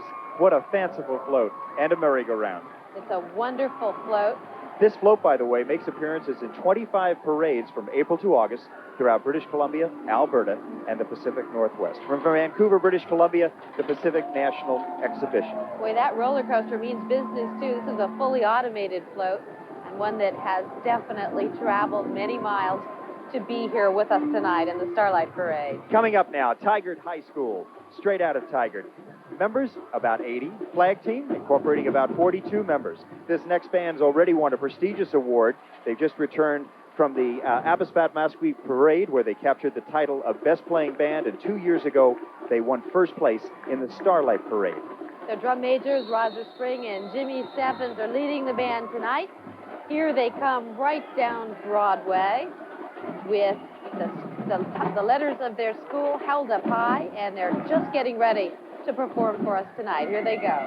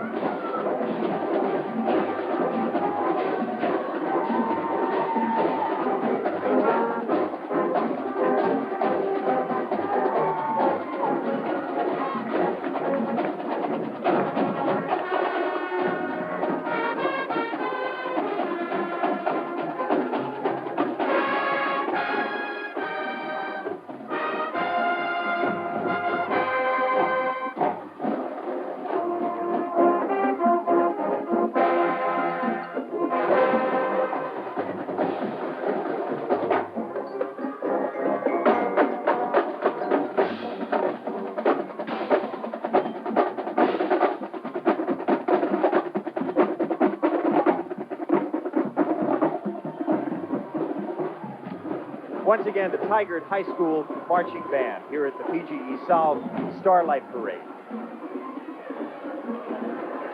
Making their way down Broadway, the drill team following the band in the school colors of Tigard High. Now, these are some people who you're happy to have them around when you need them, but you don't want to see them when you don't. You know what I mean? I sure do. Speed's Towing. This float with Speed's tow trucks is also carrying Speed's clowns, and they might be clowning around right now, but they do really have a very important job, and you no doubt have realized that if you've ever needed a flat fix, gas delivered, a jump start, or help in the middle of the night with a car breakdown. All of the above, right? Yeah, me. For the past 12 years, Speed's Towing has been in the Starlight Parade, and for all those years, they've also been a part in the parade you probably never noticed. Speeds helps clear the parade routes. They also help deliver the floats to the parade area, and they also supply emergency services in case a float breaks down and needs a quick repair.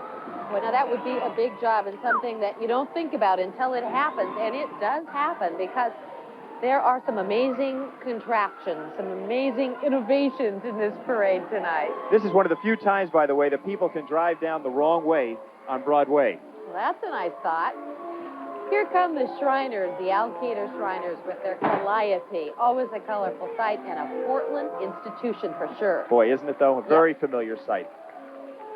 With the white Jeep, of course. Of course, and so many of the Shriners have been in the parade year after year after year. The good work they do throughout our community, well known, and always among the first to sign up for this a big kickoff Rose Festival event.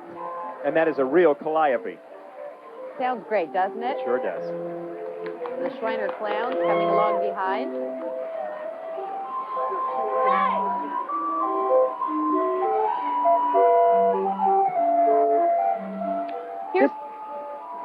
Here come, let's see, who's coming up next, the Square Dancers. There is a big square dance competition, a convention, in fact, coming to Portland a little later on this month. It will take place between June 22nd and June 25th. 20,000 square dancers, Jack. If you'd like to see more of this, they're going to be dancing at the Lloyd Center Ice Rink from 10 a.m. to 10 p.m. all 4 days. Again, mark that on your calendar, June 22nd through the 25th. Portland area square dancers and other 20,000 other square dancers for the Portland area Square Dance National Convention. They're in the parade tonight with illuminated streamers and an illuminated vehicle as well to advertise their upcoming convention. 20,000 square dancers. That's a lot of dancing, and here's some right here tonight. A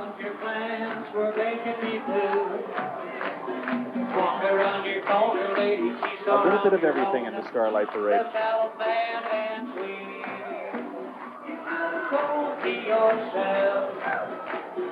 Swing your honey carrot from the day yourself, I heard it through the grapevine. Square dancing is so much fun to watch, and if you've ever tried it, it's a lot harder than it looks. Some of these dances are incredibly complex, and the competition's extremely rigid, and, you know, the best man and women win, that's for sure. The next float, or group of floats you'll see, is the National Wildlife Federation. This is what Oregon might have looked like hundreds of years ago.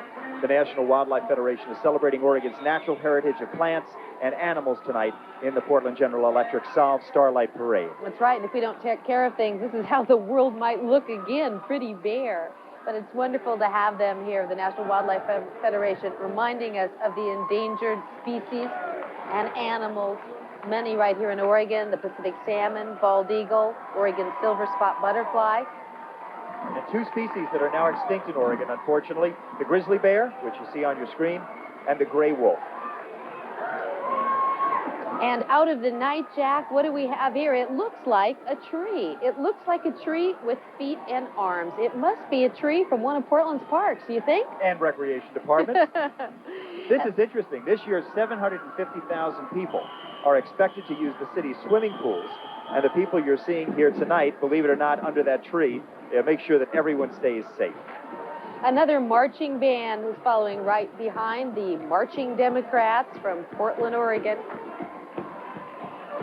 And as they approach the reviewing stand here, there is some pretty active baton twirling going on. This band makes the turn at the corner of Broadway and Salmon, right in front of the Hilton Hotel, where our reviewing stand is tonight.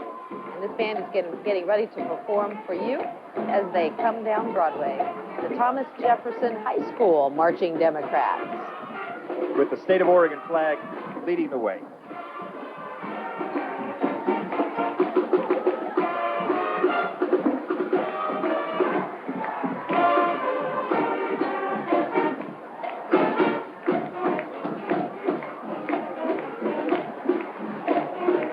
We will be right back with more of the Starlight Parade in downtown Portland right after this.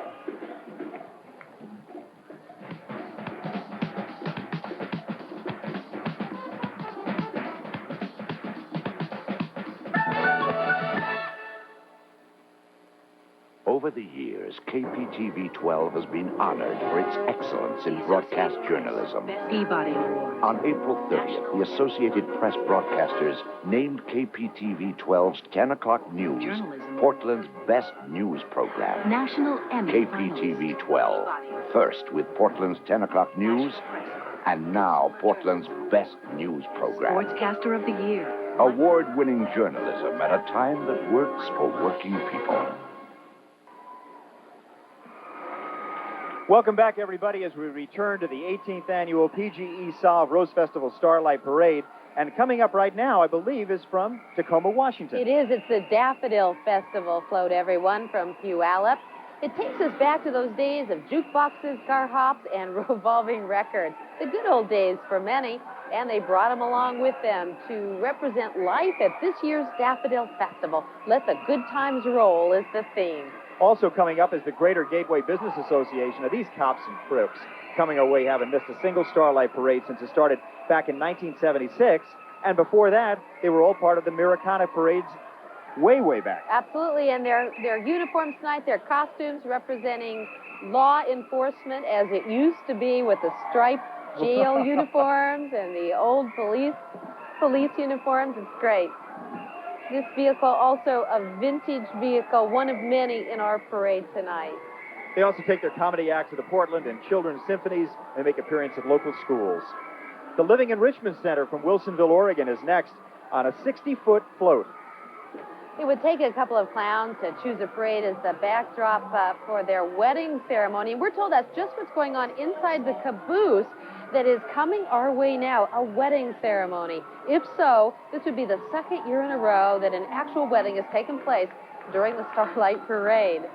The train they're all riding in is modeled after an 1890s vintage steam engine. And there's Rod. Let's find out about this wedding business. Rod, what do you know? Well, Kim, this wedding took place just before the parade. This is the professor and Lucy, and they got married.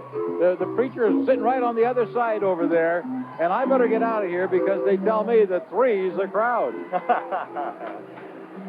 That's the Living Enrichment Center from Wilsonville. Very nice bunch of people, really trying to enrich the lives of everyone that they come into contact with. They just say you should smile a lot more and have more fun in life, and I think I can second that. It's good advice for everybody. Coming up next, another marching band, Clackamas High from Milwaukee, Oregon. The Cavaliers in red and black tonight, coming down Broadway. There are so many different bands and so many different floats, it's hard to keep track sometimes. But again, these are the Cavaliers, and it looks like that drum major is about to strike up the band. Let's hear it.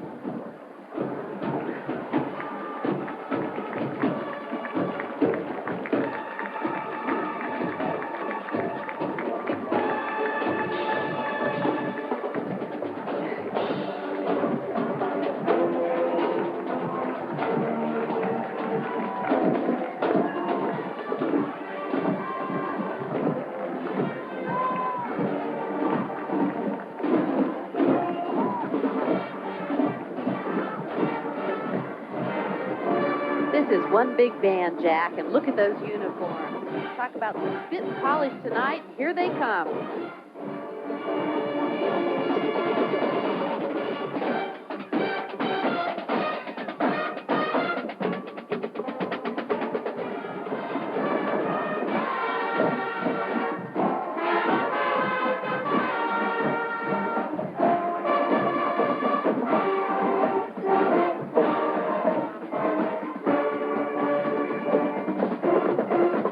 Once again, that is the Cavaliers, a great marching band. And we're going to have a lot more of the PGE Solve Rose Festival Starlight Parade. We'll be right back after these messages. Stay with us.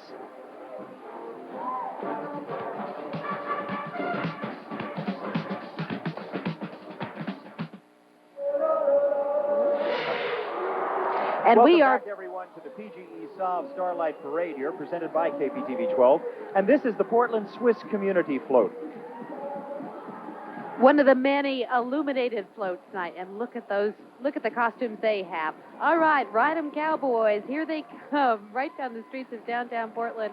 Hey, Jack, have you ever done this one at the, oh boy, look at that. What a This is great float. This is the city of Granger. Granger, Washington. 40 feet long, one heck of a romping bull. I would not want to get on that fella. He doesn't look too happy. Me neither. This float comes courtesy of CARE and the city of Granger. This group meets the needs of the schools, clubs, and sports, and it's all those things, and the community at large.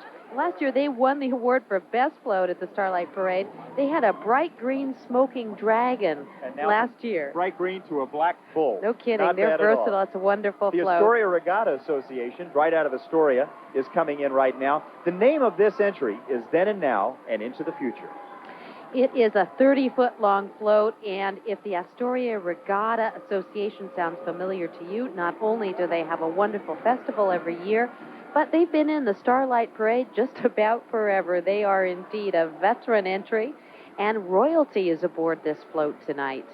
They are dressed in costumes representing 1894, 1994, and the year 2094. And there is the queen of the Astoria Regatta Association and Festival. It's a beautiful float. It is gorgeous. Lots of lights used here tonight, this being an illuminated parade, and it's anchors away as the Astoria Regatta Association makes its way down Broadway in downtown Portland, right in front of the Hilton Hotel. Yeah, we have great seats here. We're up on the balcony of the Hilton, so we have a bird's eye view. Cleveland High School's marching band is coming up next.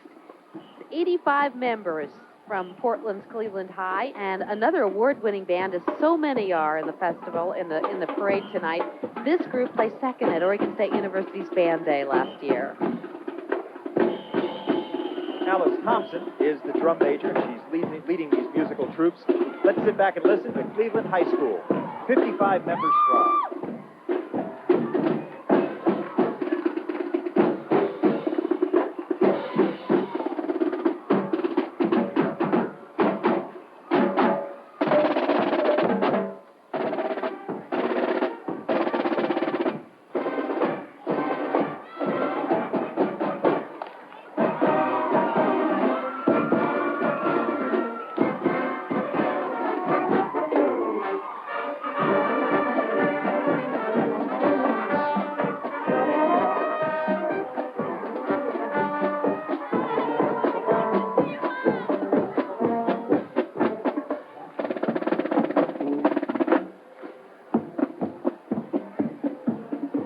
lot of energy here tonight, Jack. All these kids so excited, so keyed up to be part of the Portland General Electric Solve Starlight Parade. Here comes our next entry. This has got to be one of the most amusing and whimsical ones. It's the Eugene celebration, and this is a big slug. Get set. It is a 40-foot-long slug. It's powered by 40 pair of tiny feet. It is the mascot for the Eugene celebration, a 3-day event that explodes in downtown Eugene each September. Why don't you tell them a little bit more, Kim? Okay, Queen Bananita Sluginski. How's that for a name? Very is nice. Trailing behind the big slug. She is the 1993 Slug Queen. Now, how would you like that for a title for your scrapbook? I love this. She spreads tastefully tacky goodwill. Yes, indeed, and humor to people throughout the celebration. This one's from Issaquah. Salmon Day Festival is represented here, and there is the big salmon right on top and a salmon hatchery on the roof of the building on their float. Salmon situation in the Northwest, of course, so critical now. It's nice to see this represented today. Welcome to Salmon Days, and we all, of course, welcome the days when their return can be heralded as well. But it's wonderful to have them here, their 25th anniversary. The name of that float, by the way, is Salmon Chanted Evening. That's great. I hear bagpipes, Kim. You do indeed, because it is the Highland Games Association coming up next. You have bagpipers in front, and some say she's just a big hoax, but Nessie the Loch Ness Monster sure doesn't look like one tonight. You'll see in just a minute. By the way, the Portland Highland Games are going to be at Mount Hood Community College, so stay tuned for that. It'll be on the weekend of July 16th, the 42nd Portland Scottish Highland Games. The games are highly competitive events, all played in the Grand Scottish style. And if you've never seen them, it's really a spectacular thing to see. Wonderful to take the family, and well worth putting on your calendar. And here comes Nessie, the Loch Ness Monster. Who says she doesn't exist? There's living proof. We've had quite an assortment of wildlife on the street tonight in downtown Portland. Yes, indeed. Between raging bulls and Nessie, the Loch Ness Monster, and there went the Scottish caver. This is from Puyallup. It's the community float from Puyallup. A movie camera's gone berserk on this next float. Film is spilling all over the floor, and it looks as if the cartoon characters are coming right out of the loose film. Some very creative minds from Puyallup, Washington, put their heads together for this one. The city's Chamber of Commerce volunteers took those plans and put the float together. Look at this. The Roadrunner. I saw the Roadrunner. Yes, indeed. If you like fairs, put this on your calendar. You might want to take a trip up to Puyallup this year, because it's home to one of the 6 biggest fairs in the country. Forest Grove's marching band is following behind, coming out, rounding the bend on Southwest Broadway and Salmon in downtown Portland. They placed 3rd in this year's Clackamas County Jazz Festival, and they performed at the 1992 Rose Festival Jazz Classic. 75 musicians strong. Forest Grove High School, everyone. Let's take a listen.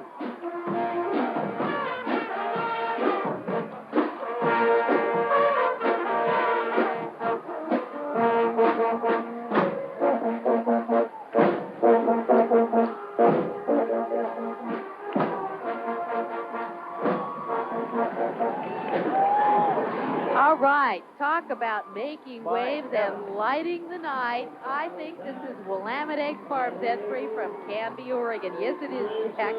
They are making quite a splash tonight. Look at that. Now, the vehicle is used to transport a hot air balloon and its equipment as it travels around the Pacific Northwest. Indeed, you can see the balloon's baskets trailing on the end of this recovery vehicle. This is what's used to transport the hot air balloon and all its equipment as it travels all over the Pacific Northwest. This is really something. It's a special shaped balloon in the Northwest. When it's full blown, it has 12-foot long legs and eggs protruding from the balloon's perimeter. It's quite a sight to see, needless to say, and we can just feel almost a wave as this fire comes out of this vehicle. It's very visible during the summer months all over our area, making 75 appearances a year. That's from Willamette Egg Farms. The next one is Capitol Lake Fair, right out of Olympia, Washington. We've got a whole barnyard full of critters, and this is Capitol Lake Fair. That's right, and they are down from Olympia, Washington, and they are These That's are right, the Rose City Bandoliers. Uh-oh, look who's with them. Let's see if he has a banjo. How about it, Ramblin'? Hey, listen, this is a great group down here. A whole bunch of banjo players. We even got someone playing the tuba back here. I love it. This great music, huh? The Bandoliers. Thanks, Ron. The Rose City Bandoliers built this boat back in 1981, and they've been a part of every Starlight Parade ever since. The Wenatchee Washington State Apple Blossom Festival is next in the parade lineup tonight. Oh, look at that beautiful apple. This gorgeous float. This year marks the festival's 75th anniversary, and for that Diamond Jubilee celebration, they've incorporated diamonds in which their apples and blossoms are appearing. And there's Queen Heather Hopkins. She's standing in the center diamond tonight. Princesses Stacy Turner and Allison Bridton are atop the rotating diamond. Now this one is just lighting up the night here in downtown Portland. I'm sure it's sparkling. And on your set at home as well, because this has mirrors and lights. I believe Hudson's Bay High School is coming up next, straight out of Vancouver, Washington. The Eagles do plenty of traveling. They recently returned from San Diego, where they placed first in the San Diego Harbor Festival for both concert band and jazz band, and that's pretty impressive. They're also regulars at numerous concerts and festivals here in the Northwest. And here they come.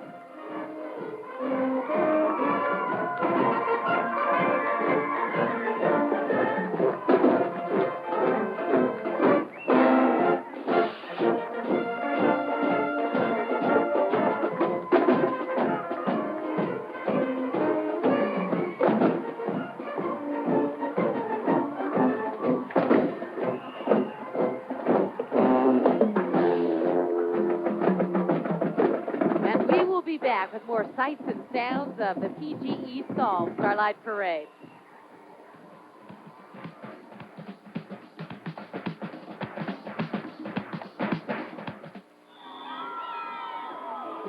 Welcome back, everyone, as the PGE Solve Rose Festival Starlight Parade here on KPTV 12 continues. And this is from Discovery Zone right here in Portland. It certainly is. It's probably safe to say anytime you and your kids stop by the Discovery Zone, you will have a blast. And tonight's float shows us just what kinds of fun things there are to do at the Discovery Zone, where the most important rule is to have fun, have a good time. And here's the Ducky Derby from the DePaul Treatment Center. This has really become an annual event here at Rose Festival. If you remember, there are 30,000 ducks that all start swimming down the Willamette River. That's right, rubber duckies, we should say, for those who haven't seen this event. And there's the head duck right there. They are duckersizing tonight to the music of the, get this, Dead Drakes. Oh, not bad. Yeah, and their head trainer, DePaul Duck, is quacking out instructions tonight. By the way, I think you can still get chances if you want for this. There are going to be $27,000 in prizes will be awarded to the sponsors of the winning ducks.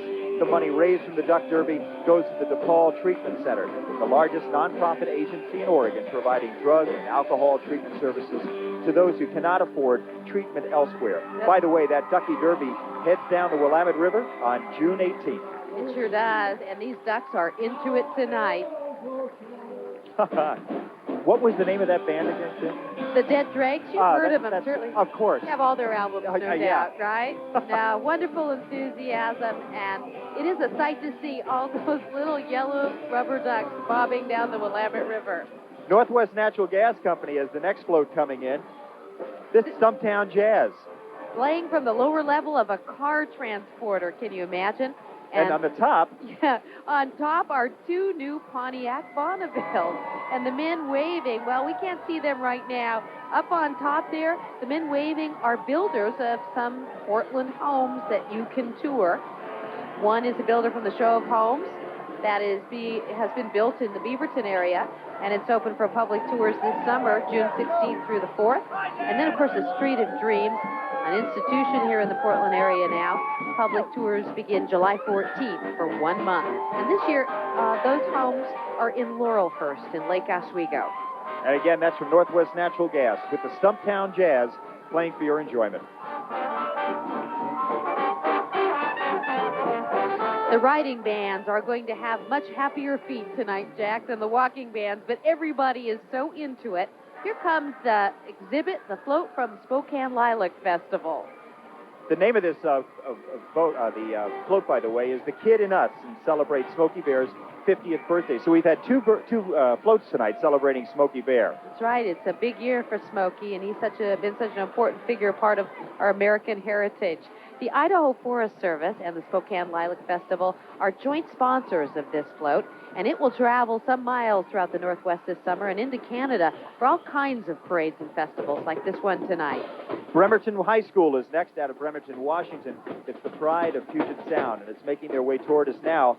That's what the Bremerton High School Marching Band calls themselves, and for good reason. Band director Jeff Miller says his band has won many awards, but the one he's proudest of is the Spirit of America Award given to the band for its performance in Washington, D.C.'s 4th of July parade.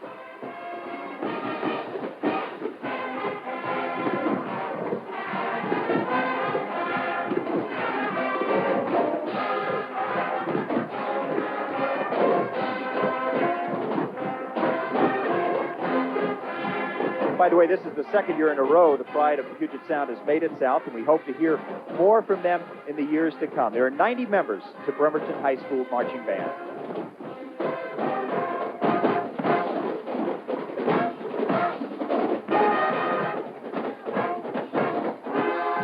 A big group on a nautical theme, their uniforms, and there's kind of a nautical flair and flavor to many events of the Rose Festival, kind of an all-American patriotic feel to many of the things. Here comes I guess we could call this a float, the Heat and Glow, Heat and Go truck from Northwest Natural Gas. This is a vintage 1946 Ford truck, and it comes courtesy of Heat and Glow. There are 5 natural gas fireplaces all glowing in the back of the truck.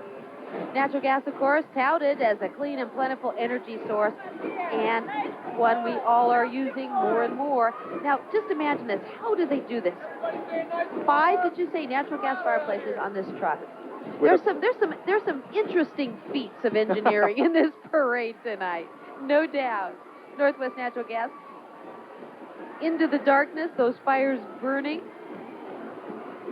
And out of Gladstone Chautauqua Festival from Gladstone, Oregon, comes a great float with Rod Anders on board. Rod? Well, Jack, you know, it isn't every day you get the chance to talk with Mark Twain, but we have him with us right here today. Hey, Mark, how are you? Well, I'm feeling pretty fit and fiddle considering that the rumors of my death have been so greatly exaggerated. Well, they said that, eh? Oh, yes. People have said I died in 1910. I don't know what got into them. Huh. I'm feeling fine. You're looking great. Yes. Oh, I'm feeling great.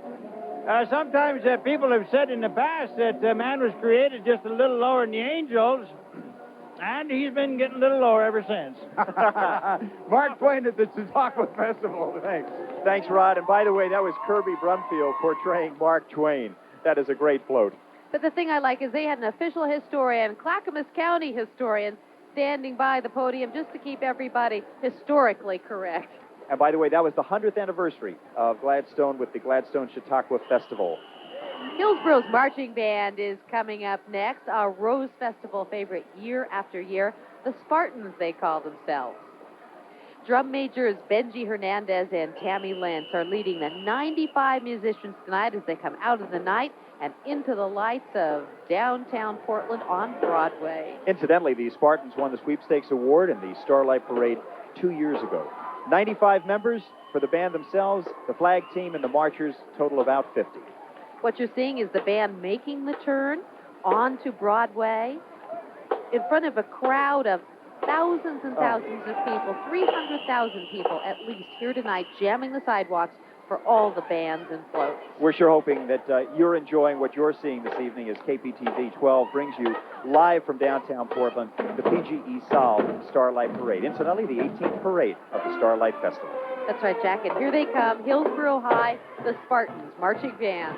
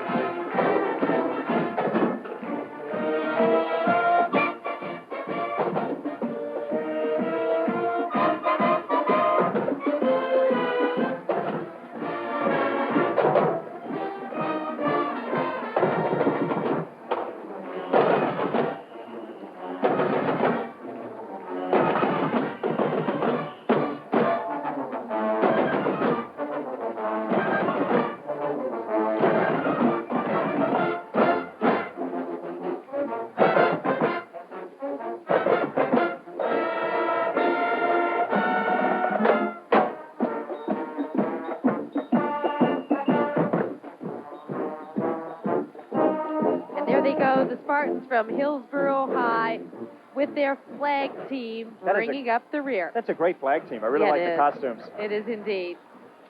Making their way down Broadway, and they are proceeding another float in this long, incredible, colorful festival tonight. This one from the Portland Fire Bureau.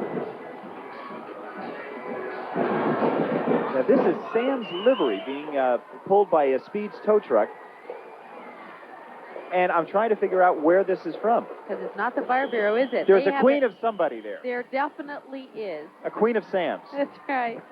This is a great float, though. Look This at is the fun. automated, the windmill in front, and a lot of time and effort. And the donkey there, a lot of animation and creativity and hard work went into this one. And that's the great thing about the Starlight Parade. You never know what you're going to see next. Or when it's going to show up. Exactly.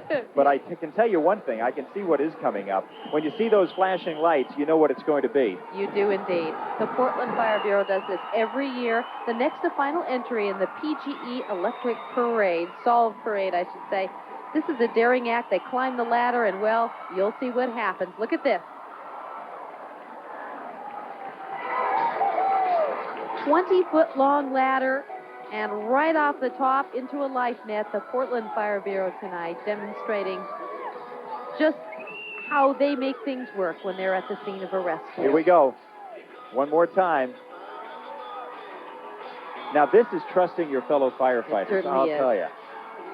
And what this really doesn't happen anymore with all of the new ladders and all, but this was the way that people really had to get out of burning buildings, or firefighters had to escape burning structures, was to fall into nets. And talk about trust. He's wondering, should I do it? Yeah, I'm going to do it. And there you go. Bullseye. That is great. Safe in the hands of his colleagues from the Portland Fire Bureau. This 1900s ladder cart, by the way, is in the days, of course, before the snappy red fire engines, and this is really how they transported their water and ladders. Pardon me, go ahead, Jim. The technology, of course, has improved, but the need is still as great. It's just changed for them, and we're so lucky to have such wonderful firefighters in our city Everybody of Roses. loves the firefighters. Yes, they do, and there they go. Now, this next one is really fun. This is the final entry in tonight's parade coming up as we see the firefighters run down Broadway. With their safety nets in hand. I'm happy to say that this is the official Solve vehicle provided by Chevy Trucks. We have a great thing going on here. We wanted to make this the cleanest parade in America, as you remember. And what we're trying to do tonight is to really instill the people in the parade themselves, all of the audience, pick up after themselves and make this the cleanest parade. What we're doing right now is having volunteers from Portland General Electric and Solve who will be picking up all the litter bags that are provided to them from the different parade audience. And as we are going and completing the parade, what we're trying to do here is to make the parade route as clean as when we found it. I might add also that Metropolitan Disposal Corp and Waste Management joined forces with Metro and Portland General Electric and Solve to keep our streets clean. I think that's a wonderful Isn't that new chapter in Oregon's history of ecological concern. One I think more. it's great, the cleanest parade in America. You just saw it right here on Channel 12, KPTV. We hope you have a wonderful Rose Festival, however you choose to spend it. And do join us for the air show on July 17th. I think we've had a great kickoff. The weather cooperated. The crowd loved it. We had a great amount of floats and parades and bands, and I think you're the lucky ones. You saw it on a bird's eye view in front row center here on KPTV 12. So on behalf of all of us at KPTV, we want to wish you a wonderful Rose Festival and come back soon. You bet, and don't forget, for you a rose in Portland grows. Good night, everybody. Good night now.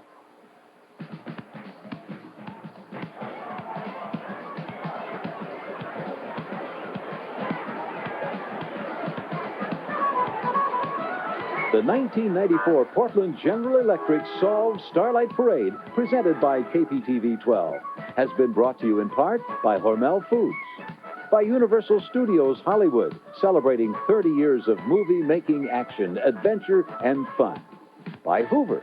Nobody gets the dirt like Hoover. Nobody. And by Southwest Airlines, offering low fares every flight, every seat, every day.